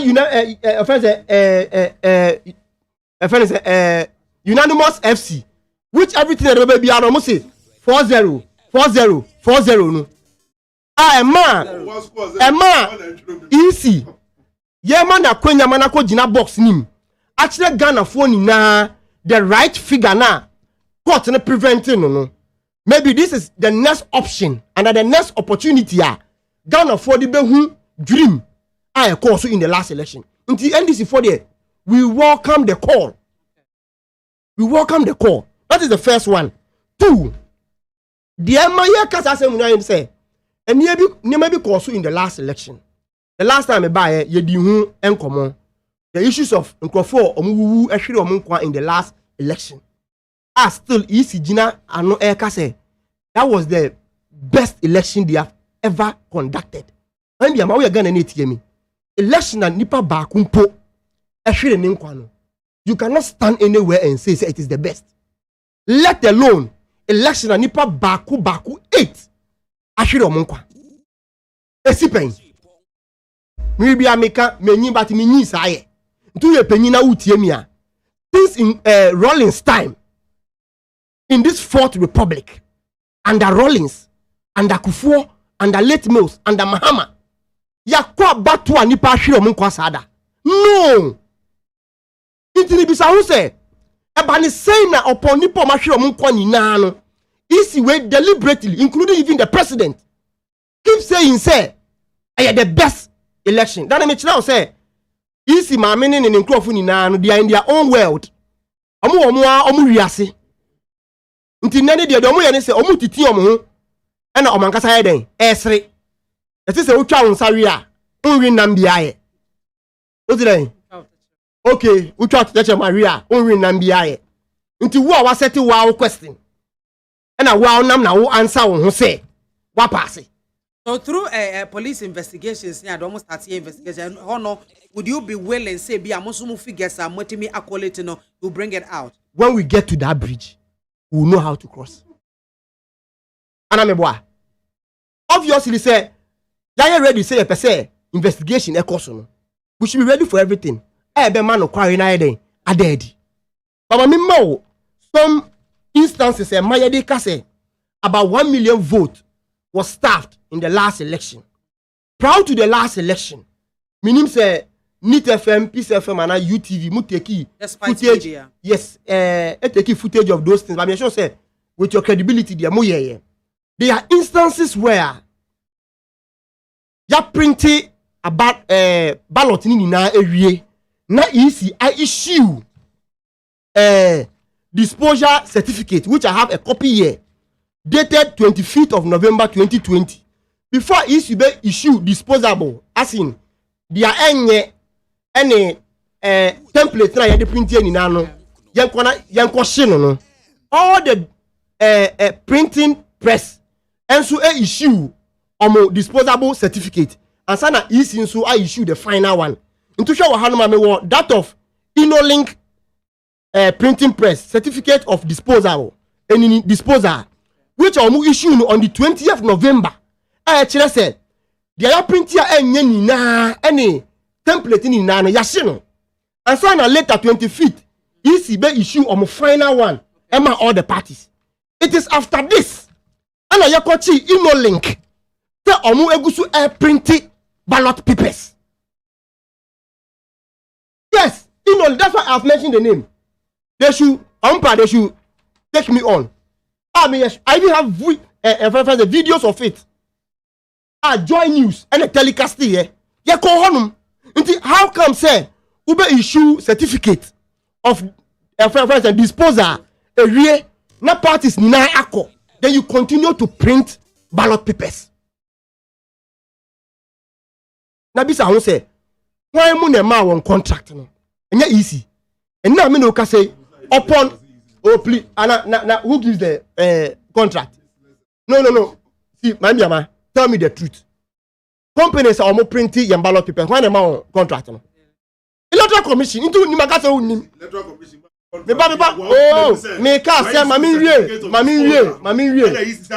Let me finish. I'm building a point. This kind of debate, I'm also is empty mischief. I mean, the thing is that who claims some if you 1 million. No shit. Now you're saying another friend. The ballot stopping it. Who claims somebody here? You know now what they me see joy my boss see say enya no kware a me betena ha enka the InnoLink if they were not caught after issuing disposal certificate they should take me on and upon we meet here mo morning show na mo interview see educate me general secretary he made the same assertion I get me it say easy one more be contract na ye real contract no. Na say nyawo na wa contracting is say on print further ones. That's how do we abeto ja and na me no ka say EC is still working with InnoLink. So with this kind of bad attitude, yes, they are still working with them. Extra will say no mu bi. Omo sha si bi. I think that's a stretch. You know, how can you jump to that conclusion?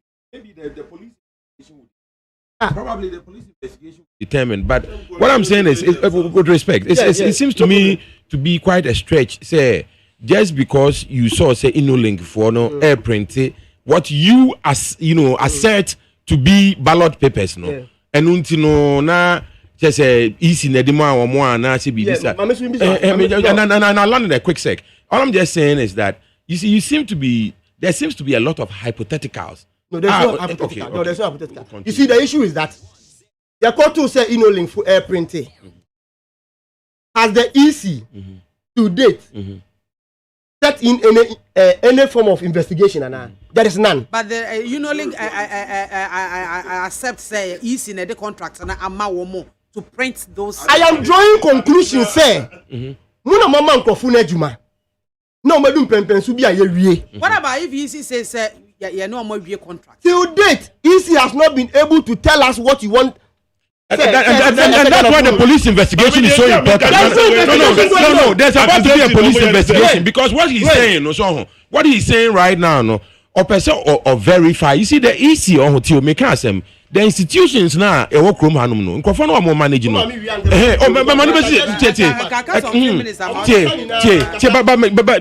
Important. So institutions now work room no. Na institutions now work room no. Important to mpanyimfo na o mo running your institutions no. O mo nya nkofo bi o mo person o mugu o man no. Oh, it will be easier. It is a why we know Yama easier. When 2% easy egu, and now say Ghana. It is a butcher. Easy now, yes, and it's probably because there's no there. The point is that the ambassador in reality are saying, InnoLink contractor easy the man. One man is specific figure on print man. What print figure no the man in the way. Say InnoLink be go print air conditioner. Every for easy woman. Mami ka say me chiro boss. Me too. Emra ye hu so omo printing no. Question the agent asks and say na we where from it. One of the reason back omo the man want say omo printed those papers no in case there is a runoff. Na ye use so your agent need be further question say a runoff. It's going to be only 2 people. The first and the second people that's going to be on the ballot paper. But in this case, no, we're printing all the 12. So, reasons nimponu na entirely. So at the end, do you know what happened? The police have to lead them, including us, to go and burn all those papers. No, you have to go and burn all those papers. Those printed ones were burnt. The second one, yes. No, I'm only. You see. me person me trying to make sure some loopholes. No. No, I don't like that. You see, say about easy. You see, about easy at the way the peace and security of this country, easy so. Okay. Most of coups are ACO Africa, as a result of election violence. You better not see your mic near about electoral commission. Pros and cons are. Okay, I hope say we are yes, they have to investigate and someone Mampanyida Damahama Ekano. That is it. Falling on the right track for the NDC. Yes, let me end with this. No problem, because they are just interjecting me. 2. Isi Kasaba said 99 point something %, and they go through verification. Just a little number being a call through manual verification. The question is, who should then determine when we verify by the machine?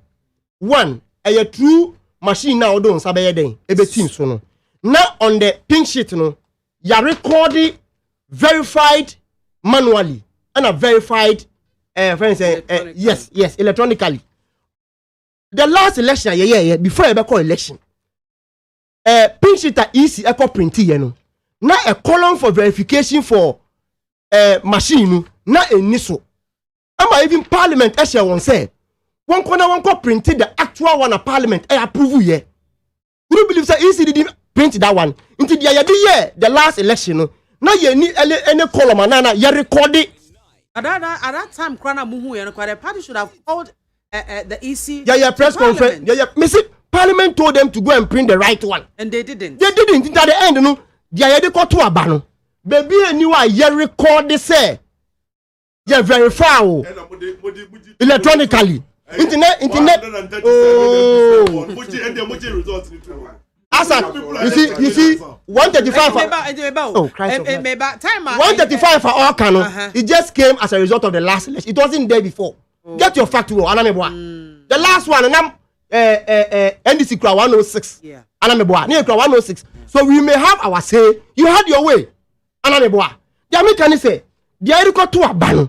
There is no indication actually say you verify way manually. Into bisa who say omunya sa result no where he because no na akwenya me no as agent at the end of the pool no you will press on the machine. No number of people who were verified on the machine APA. Now you are recording on the pink sheet. In this case, NC and your people did they complain? No, me see the thing is that it is not on the pink sheet for them to record. Into the issue is that who assessed them say Nipa 99.5 were verified. Bring all of this out. Because we cannot solve your problem. Sample of the way na media ban. Both presidential and parliamentary. MPs 137. No, you see, I'm just trying to bring out certain things here in the last election. And you see, but all as I say, you're finding solutions. All these facts and more. During the Supreme Court issue, you couldn't bring all these things. Let me tell you why. And no fan no one side and see, the that other is it. You see, Machira will say easy. And a body emra man who can say obey declare the presidential election. Petition the call a presidential election. And you see, for the first time, what about 2 or 3 times. Into see they are in a different figures. They are in a yefa. Intanka ayakunyanka yepese the Supreme Court. Emma the easy coin. Nanka onbet the finality of the result. Let me tell you, before the last election, before Yabatuaba, you a lot of pink shit going around the system, even before the election. Tell me, until next NDC court, now you could provide them pink shit first. Now you see, but the different states eba, couldn't be able to see because any young man my own once you declare election. So you say you can't original pink sheeter. There are many where you as NPP and NDC no, and you duplicate. And I'm original one in the kita that the easy, and it is and also and I give it to media who the original one. It is like NDC import the enumpo akoya and you duplicate. And I'm nti na nka ya kwenya ya pese isi nu e de be kire Ghana for the right figure because nda me no ka say the total valid vote caster ma kire say ya di ye calculation to see say obi nya 50 plus 1 na say we nya no and na me no ka say yenim do you know yenim nti unim then the call there is a good call ya jini in good faith. The Ghana Police Service must start an investigation into it. Yempe situation na yabe shasia ebe do say ECD original pink sheet eba because unim at the end no you cannot speak for no the police. I am only saying something. Me see. You see what I'm saying is I don't hope say it is here and now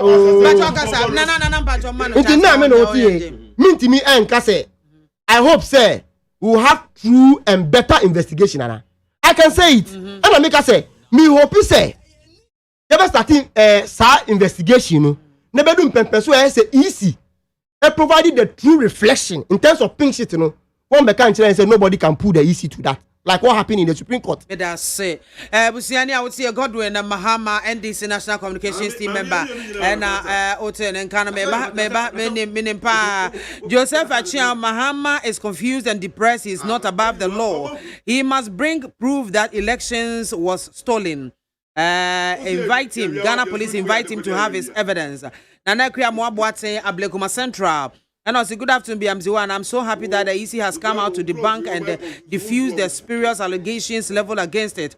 The NDC will not sit and correct their mistakes, but rather continue with their belligerent posture. 2024 is just around the corner, and the MPP will defeat them to the glory of God. No one the act bell that was Mami Sweet Brofo. I heard some voice this morning about 2020 election. Isn't that voice for that of JM? If yes, then I am so sad to see a former head of state speaking such low, or it's one of my fellow serial callers in the NDC from Abusokaim. Bedi Akubi Ebenezer, watching you live from Kintampo Mansema. In fact, what our new IGP is doing, he's doing a good job. Please, some people used to wear police uniforms at midnight. Yagulumpe, and anyway, a buy. Mame Shay. In Shraba Anelka, Edway, a free Ashaman constituency. Good afternoon, Mami Soja. The IGP is the best so far since independence. He is doing a great job by all standards. Special greetings to Senuhu Bayobo Mahama, former NPP national organizer. Yahuza Edway Fiswame, the Inspector General of Police, Akufu Dampare, is doing wonderfully well in the police administration, of which he needs commendation. His appointment by President Akufo-Addo is one of the best to have ever happened to this country, and I pray he continues to bring discipline into the system. Greetings to Michael Osei Boateng Pope. Achimbwedi and Onosuduwe Yaba. And also good afternoon. The road on which the late JB Dankwedu was laid to rest, Achim Tafo Mase Asafo stretch, in serious deplorable state. The same place the late legend high life musician Dr. Pabobo was laid to rest. Honorable Amuakwanta, please honor these legends by putting the roads in befitting state. Better still, should be awarded to 49 Engineer Regiment for quality work. Yo, and also Edia Ote Abba and no Nachimbwa di unkwa hinade bakojo amedome. No, good afternoon, needs me family. Felix Minta and Oduwe Yaba. Felix Minta say, good afternoon, Mami BIAMAH. Fertilizer manufacturing machine requires the supply of gas as the basic input. No gas in the said region where the alleged proposed fertilizer facility is to be built. Bernard Stechis allegation against the Food and Agri Minister, I'm sorry, sir, we are the by the fire hukra kojo asempa furniture waste. And also me and my guys, we love this program so much. I almost free edum must say Ibrahim Gareba Kenya and also Mahama the talkative. Nana Kwame Opasco new boy, Mami BMZ. Kindly wish my constituency women organizer happy birthday for me. Madam Vida Asafo J and so Adweju constituency. Dr. Downblow, poor prices has been skyrocketing, yet the president sees nothing wrong with it. Very soon, we will hit the streets to register our displeasure. Lorry fares are going to be increased. How do you expect unemployed youth to pay such killer fares? Nana Kwame Opasco Afenyoma Kenba and also showing live on a lawyer Justin Kodua Frimpong inside office of the president. Kudos to COP Dr. AKWAFO Dampare for the good job he's doing for Mother Ghana. Some of the messages are mode aba ebre ebemua na mama mo atwaso. My memory is soprano so. Now some rebuttal. With regards to Makasa so many times. And when I have to come in, they will come in the end. And yes. Mate, medase. Soprano, but a quick one. There be only rebuttal. There me one Okay, Mate. Mommy? Yes. The American about the minion Etihanuma walk Kasatu food to Gugana Funny and say, Omakwachi Inolink to a printing 1 million ballot papers. We no, also more the Etrima Inolink for Coseno. Mushini, we and most accused easy say, or more devote 1 million Biakoka MPP dear home. The Omasin son on the easy fire and answer dear. Mammy, they are tossing me no. There are some million cano. Omko Inolink Crona NDC for the Omkwana NPP pulling agent in our Washami apprentice na Okwana mini CPP for Obi and MPP for NDC for Kwana and any Hontia Abe News na NDC for Kwansu Omkwachi Inolink Zomo print Bibiana. You see, a cordier, Mamma Safnoa, not only Akika.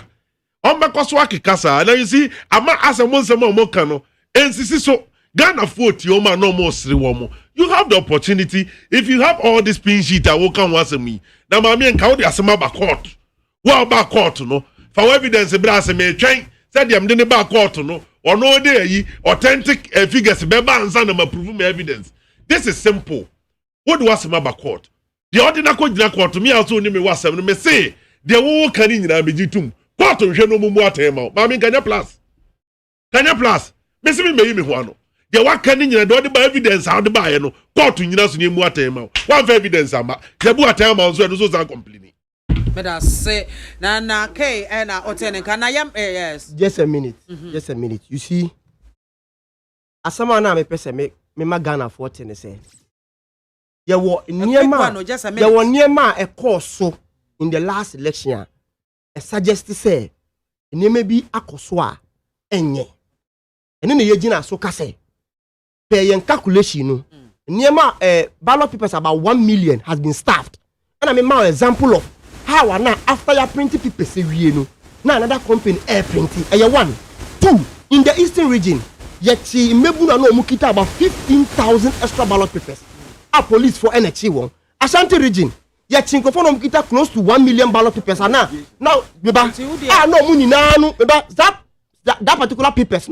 Now you're tom printing in now man and now don't AKWAFO. Onsa Mekabibi said this is Meba Onsa Mekabibi said this is a fine opportunity for you and whatever you be so that you give the police the green light and then they start. In some way American. Say radio swa. Mini otie. Then na video no na wo ho na yi na yehwe. Ana me boa. Mateo say joy news even telecast all those things. You see Uka se min fan kwa matira say me man kan sa mo ka se wan ka bi me betena hanom but you wrap up me betena hanom man kan chiro say NDC we are running away from the investigation. Yes we say ana me boa eno no nchire se ma betena hanom I already say you be call for investigation no e chire say dia me wo no me nka ma Ghana for enti but to be better say nka mo de me say you do one no man say you do wo okay. You do one man in Abeko. But I don't know to my better now. My yaka easy as no. Min can your mom ya na nyede. Enye esamika. Be okay. Police will launch investigation into it, but to come and say no correct. Who's also I make a Debbie. Not that I'm siding with them and Abby, but if no, you see, the American, you see, the American, and me team, and I may born American. Okay. Machira will say. Joy News, most sister stations, telecast those things free and Ghana Police Service for Akwati Mebunina, Omukita ya Tom Printia ma the MPP. Masanchira say Inolink diano. Police for an lead woman yakwashi ye. Intanyami na America. I get him evidence ya. I name wo. Intanyami team na mebo. But you see, na. Na rebata kwa mami wana ade. I mean, or somebody come up police for no. Wrap up, mame. See, Yamao, Aquina say Casa, who's soon Yasamaka. Moderator or tea, I can tell me say, no more, I must say, oh, Christ of Nazareth. Okay, I was young for 19 was so I would see no a higher needs 100.9 FM. So, young share alternative livelihood programmer, young launching or now what we more as you say a baby benefit. Dalam say for and I say illegal miners 220,000. Soprano, who shared that the request to be to me, say, who something serious and I say something beneficial a bebuama sa alternative livelihood program na ya launch no be supersede the po ma wo suggestions a wo de ba no beboa ye more than ye mampanyi launch ye no it bacho yenti o me masa akonya no. Thank you. And then further, and I expect say it will shred the president's idea. It doesn't mean say the president's idea any good. It simply means CPP has a better idea. That's all. The Tiani say president say alternative livelihood program. First of all, no propaganda. Ejuma no be tete, ejuma no be dynasty honum. Enya na be ka say propaganda. O suggestions are we dey beba na. And then the be catching the whole tea one say and na president or that die. See, about A-level question no tea. And American no. Question who can define it? No what defended here who define it no. Nti me church propaganda.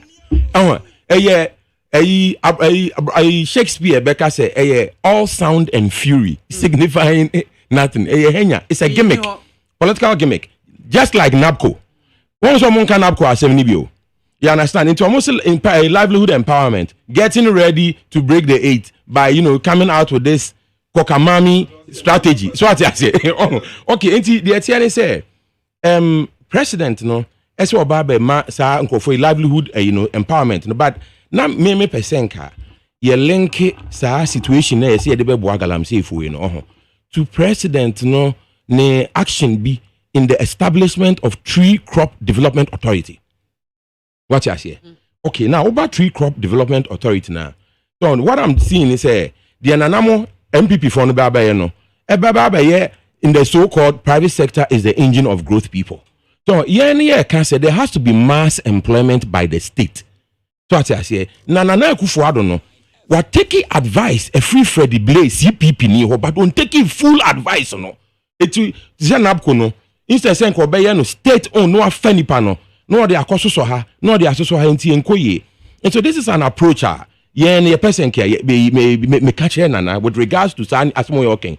Now you should understand say in as much as Nana Akufo-Addo, president of Ghana, is a highly smart intelligent guy and person, or what ministers or more PhDs near the other no.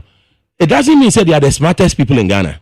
You understand? Now, it doesn't mean I'm the smartest man in Ghana, but I have a competitive idea, and I believe it can help the president and help us in Ghana. Now, I show, I can say Tree Crop Development Authority. No, a home nan kanana enfanfa. So now, me percentka me can say, me say me interested in tree crops. Alternative livelihood program now on my launch. Models no. What they are going to do. They don't need to. Let's tell me you go on NABCO. And you saw no actually Ghana for the echo already. And no. Only NABCO is working. You told them Mama Nusi. The Omo can say NABCO is working. If you do 2 days, no man say 500 cities. Is that a job? That was the policy. Yeah, but 1 month you'll be paying 700 cities. But that's not a good enough policy. Meaning about then how can we say it's a government not buying when or they buy? It is better than staying at home. No, but it is worse than the state employing all of these people in a state institution such as the state farms.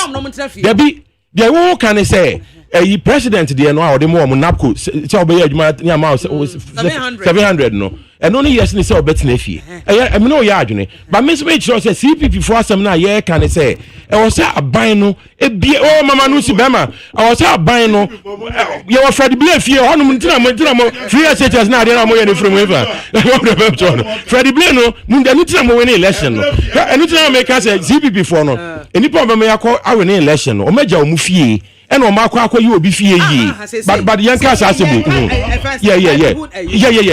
the make CPP for no idea. And it's because no normal launch. But idea already baba potent, the only be my youth no. Aya be mo menya employment. Almost spelling it. But and I make say. But that's a mo to do man pembe. Dabi oba. We know these people. We know the Dankwa Buzia crowd. Now some of the Domba account because 1% Ghanaians in the north. If you live trade livelihood. Yeah, can say. Yeah, can say. We know these people. Yeah, can say. The president should simply come out. So what I say and re-establish the Ghana state farms. Now me the entire America say. We say no amanya sa apoy and dream po no. Then you write to the president say bia sadia our launchy. Yes suggest such them say mon fan say. But president but the police already in action. Isn't the police already in action? No, they just launched it. But one me can't will be asked one ideas. No, hold up. The they don't take us seriously. So what I say, they don't take us seriously. But let me make a point. The American say, CPP time no. So Ghana rubber estates, our western region. That's what no. Yeah, the state farms idea no, and okay. 2,000 people, 22,000 acres. Okay. So what I say, and now time we are now CPP for your Ghana forecast. It is still there. Benefiting us big time, rubber. Now say a tree crop development authority, one of the focus on rubber.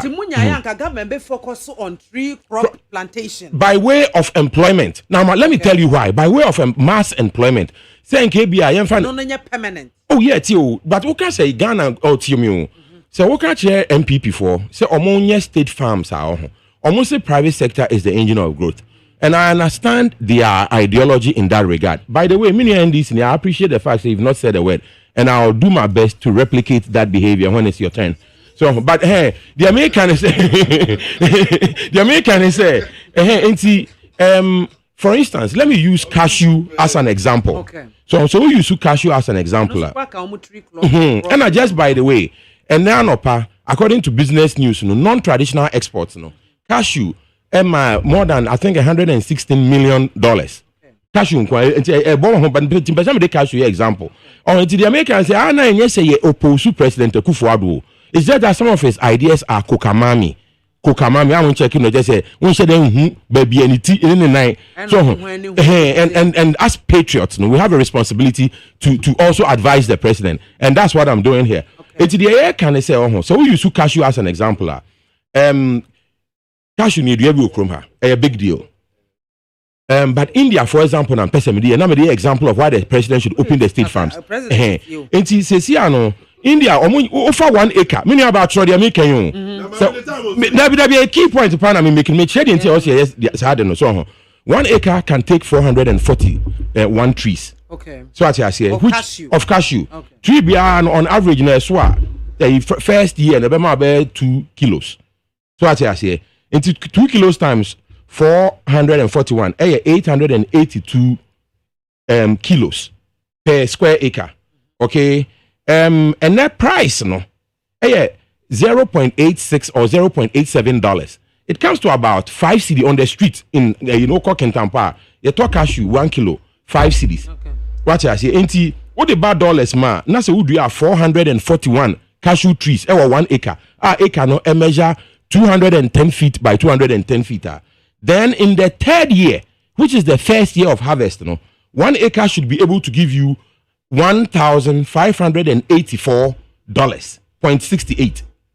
What I say, and that is for just 1 acre, and multiplied by say 1,000 acres, and so on. So there, by the way, where are raw beans? Say, so I don't want to go there. It multiplies by over 10 times. So, and see, the American can say the CPP government near Ghana rubber estates. Yes, and find spread cashew. So one northern region assassin that hono Canada. Government bet me my aeroplane. I broadcast cashew nuts all over the area and turn it into a forest. But furthermore, okay we are private sector is the engine of growth for no. On back say sana na ye state farms but egui because Ghana for any sense of ownership take your seriously. And to a large extent I agree. But what we are saying is government Oh, say many about say we have a tree crop development authority now. Almost say almost expect say crops 7 now president edin any season no. E bia be my $2 billion US dollars a year to say the cocoa you know. Don't person we to say cocoa. And I'm so we say you here maybe you say you here nam. Many about the fact they say cocoa farmer as we know it no or a smallholder farmer the average cocoa farmer oniska. What I say enti say omo ye no de na do e kanum che omo ye tree crop say dua no te say the dua cocoa na eh modua 2 acres 3 acres 5 acres yeah can in large quantities and na farmer na oye no wontimi nya sika on break the poverty barrier no so what I say what we are saying is the government of Ghana should establish the state farms maybe at 10,000 hectares yeah establish it government no and award the knowledge that is administrative technical everything. And award the financial capacity and power government no sign the ability to source the right technology. It is a government now establish farms now or running farms no for about 10, 12, 15 years. Now company no well established because of the opportunity our government it me bana. A fee obetime the company no akọ Ghana Stock Exchange. No IPO. Now private sector is the engine of growth for no. Omo meto ni nyina nkofie. Na obi a me company ni bi. You understand? But what would have happened is that there would have been a well-established world class, company, agricultural plantation established, because there is no single Ghanaian who has the capacity I described to do what I'm talking about. And Samunjimi Nia, Monko Ghana Rubber Estates Limited, and see what the CPP did. It's Ghana for the American question and say, when I hang away MPP for Bomono, I'm from an into from Namu here, Jumano. What you say? Hey, thank you very much. Now I can give more details in the Asama Wakano. Me show books near the Adina. I will write a paper with my figures and graphs and give it to you. Because tell me the Makase, President Akufo-Addo there. I near perceive buano keke. So because I don't understand how come President Nyankopon Shiana and administration doctors a kuku dam me calculate or more any professors me calculate or more degrees no PhD degrees no. NPP for President Akufo-Addo has more than 700 years of PhD for Mudinechi. No, Jamaica man waiting and say last sentence. Oh, I had DC Kwame Kwachi and Krobedu Simon Kwame Kumetim here, the Omuya Nana Akufo-Addo, and Jamatine, a cuckoo down for but we know to papa to say. I'm afraid come here, friend, quite a bit of comfort. I've heard we. When was what they be shredding Mampenia 5 minutes? I couldn't shred it. Mampenia 5 minutes. What can 15 minutes? What do you shredding Mampenia for ideology or the two Jan? Mamma, I'll do better next. Mamma, the ambassador minianity I see the kind of say. What can 13 minutes? There's a 10 minutes when no better minu. I can't tell what am I. There's a crime I say one to Nana Kasana, who 4 minutes ago. Mammy, yes, yeah. Me say, Minuano. Program I lunch, you know. Abranti went one kind. And you will name the Otia come for station, you know, mammy be ready. 6 models are program we Edeba Bonte. First of all, also 5 minutes has been ready. Mammy, what the upper grammar me too, drew water. Mammy, me say, Minu Kasan was a Ghana for Mampenia Akufo-Addo, more opportunity among Ghana for Anchor Margin. I intro your first stakeholders meeting. Omo ye interested. Mining communities in the ideas by. Said the young Fasonian to Tonian Senania Yena more communities no. Said by Ombenia Quine, no man person me mining or my Mammy. And wachi any nyasa ideas we are ya di two jano. Otegana so pegana ye ya boda wuro abujina ye jina pofre minus momra yen hia ne fa dwene no wante what in na fe tena no say ya mfre Ghana for. You see Ghana for be no say propaganda bi na ate a wo ye. Ma me mental programs are ye dey ato abonten no. We have 6 models. Okay. The edi kan ye National Land Reclamation and Reforestation Program. Okay.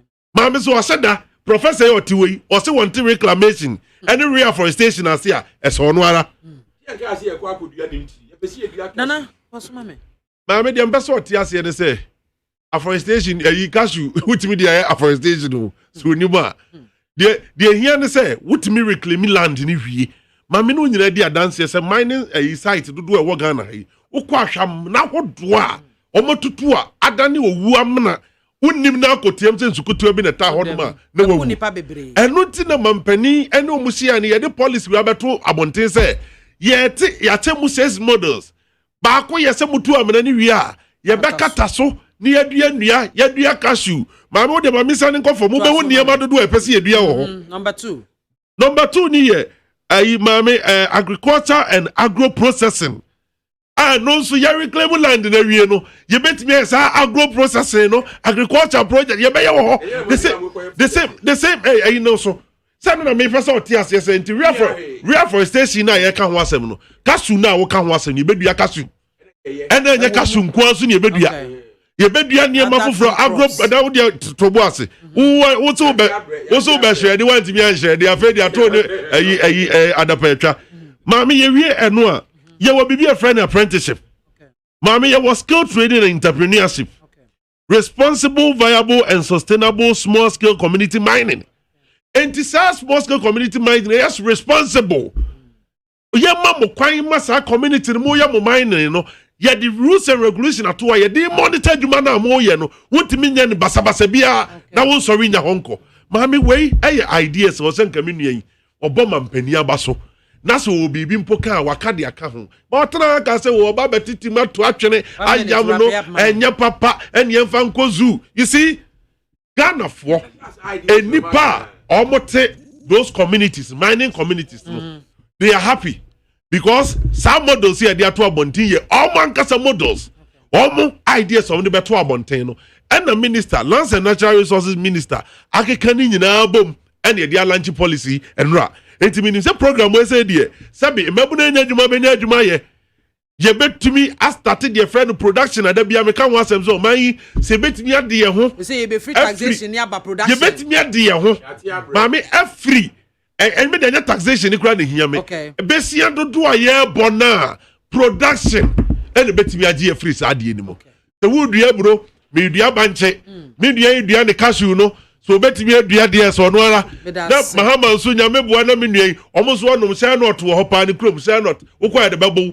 wonu so ti sha not idi aba maame anwa dodo ne sabi enku dodo a de sira nyina sha not no ebe so anu ama ye nana ke me das yes mame me das se nana ke ankasa agya atum se na ban bosi omo bono bosi omo bone dos nti me de you see mame this particular issue Minia Bema soprano shas here no. Lay some preamble. Say this alternative livelihood program propaganda. Mijitum. Bibi. On the 25th of July 2019, President Nana AKWAFO launch community mining program. Takwa in Swahili. Yes or no? This community mining project find space in the alternative livelihood way ni mubium. So which is which? Nti bisa hu say oko launching from 25th July 2019 up to date. What has come of it? Oh, tell me kasa wie. Oh. Rhetorical question. What has come of it? Omo bo nsenku say Ghana fuska eko launch this program. 2 years ni yenya hu faso ye. And then when the second point is alternative livelihood program. The word no alternative. Nipani ye galam say. Osienye. Obemano alternative program. No one think of small scale mining and community mining. What is alternative about this? I don't know if what is alternative about this? You don't get it. You see, I will say. Mami, the alternative. Who got go training? Oh. Say be a first, no. Oh. We are discriminately. I'm we are basabasani. I didn't we know. Almost the rules and other way about beton one. Who we are? You have to. No, you don't call it alternative. It's alternative. No, it's not alternative. How should they call it? You see, you see. Then come make us say, me Jimmy near 2 minutes say. The first thing they say. Mulonche baako ye hu ano ye alternative itself no me hu an. The second thing is mostly reclamation. Then na ye nim say as part of mining laws no e utu amena bia e say wan kasa no ye den o kata so enya baya study say oba be ya dade oba be sa ade no it is ankrofo na mo ba say mo be stop galamsey no Go on. Move on, say my stop it. Galamsey since 2017. Machine crop excavators. Attaching crop. You don't need the country to spend money. Say you employing crop. I can call that reclamation thing. One guy teach you one say an assassin. And your duty said they have to go back and reclaim the land. You don't say Ghana Fuska and Koya Sadeno. Anamibwa. It is uncle. It is Gofuna Machi Wono. Gofuna Machi Wono. I'm away for. I get in me. But rather no Machi Wono Moja Wono. And I'm mother said Ghana Fuska. Aqua employing Kofakoya Juman Kese. You're saying no. A part of the rules and regulations. Oh yeah. The same thing applies to this second one. The first one is reclamation. Second one is afforestation. Who we are is part of you to plant trees. Yeah. As part of the mining laws. The planting of the trees is part of the reclamation. Reclamation of the land. Who say? And mining lands. That's a utu we are. Who knows how yes I never win now. There's a due diligence. And I buy into sorry in case of a sales car. I call lunch I do it twice. As I could say, yes, employment, we all need the youth to be employed because gradually it's becoming a national security threat. But doesn't mean say the other mean person in terms of NAPCO say. When you say in just a week or 2 times, 2 weeks to come no. The 3 years of NAPCO ever ended. Okay. What is their fate? Okay. I get me. What is their fate? It's remember to say because of political gains in Tinu. Yeah, sorry, none of your way. Sorry, I need my papa. I get me. Time in the oh. Public sectors, no, and your money, Medimanu, aside way in and some are Ghana for Bisane say. Tell us you don't know. Excavators are buying with GG, you know. And we are still demanding for it. How much you know? I'm so much. First one. 500 naira. Okay. And we we see Jumbo do Modiano. And we go down, small scale miners. And one of them here Galamsey, no. Go to our Town fine, and we you see, and what's you just answer you go do it. You can buy every Ghana for gold, every Ghana for excavators. We must demand for it from them. Thank you.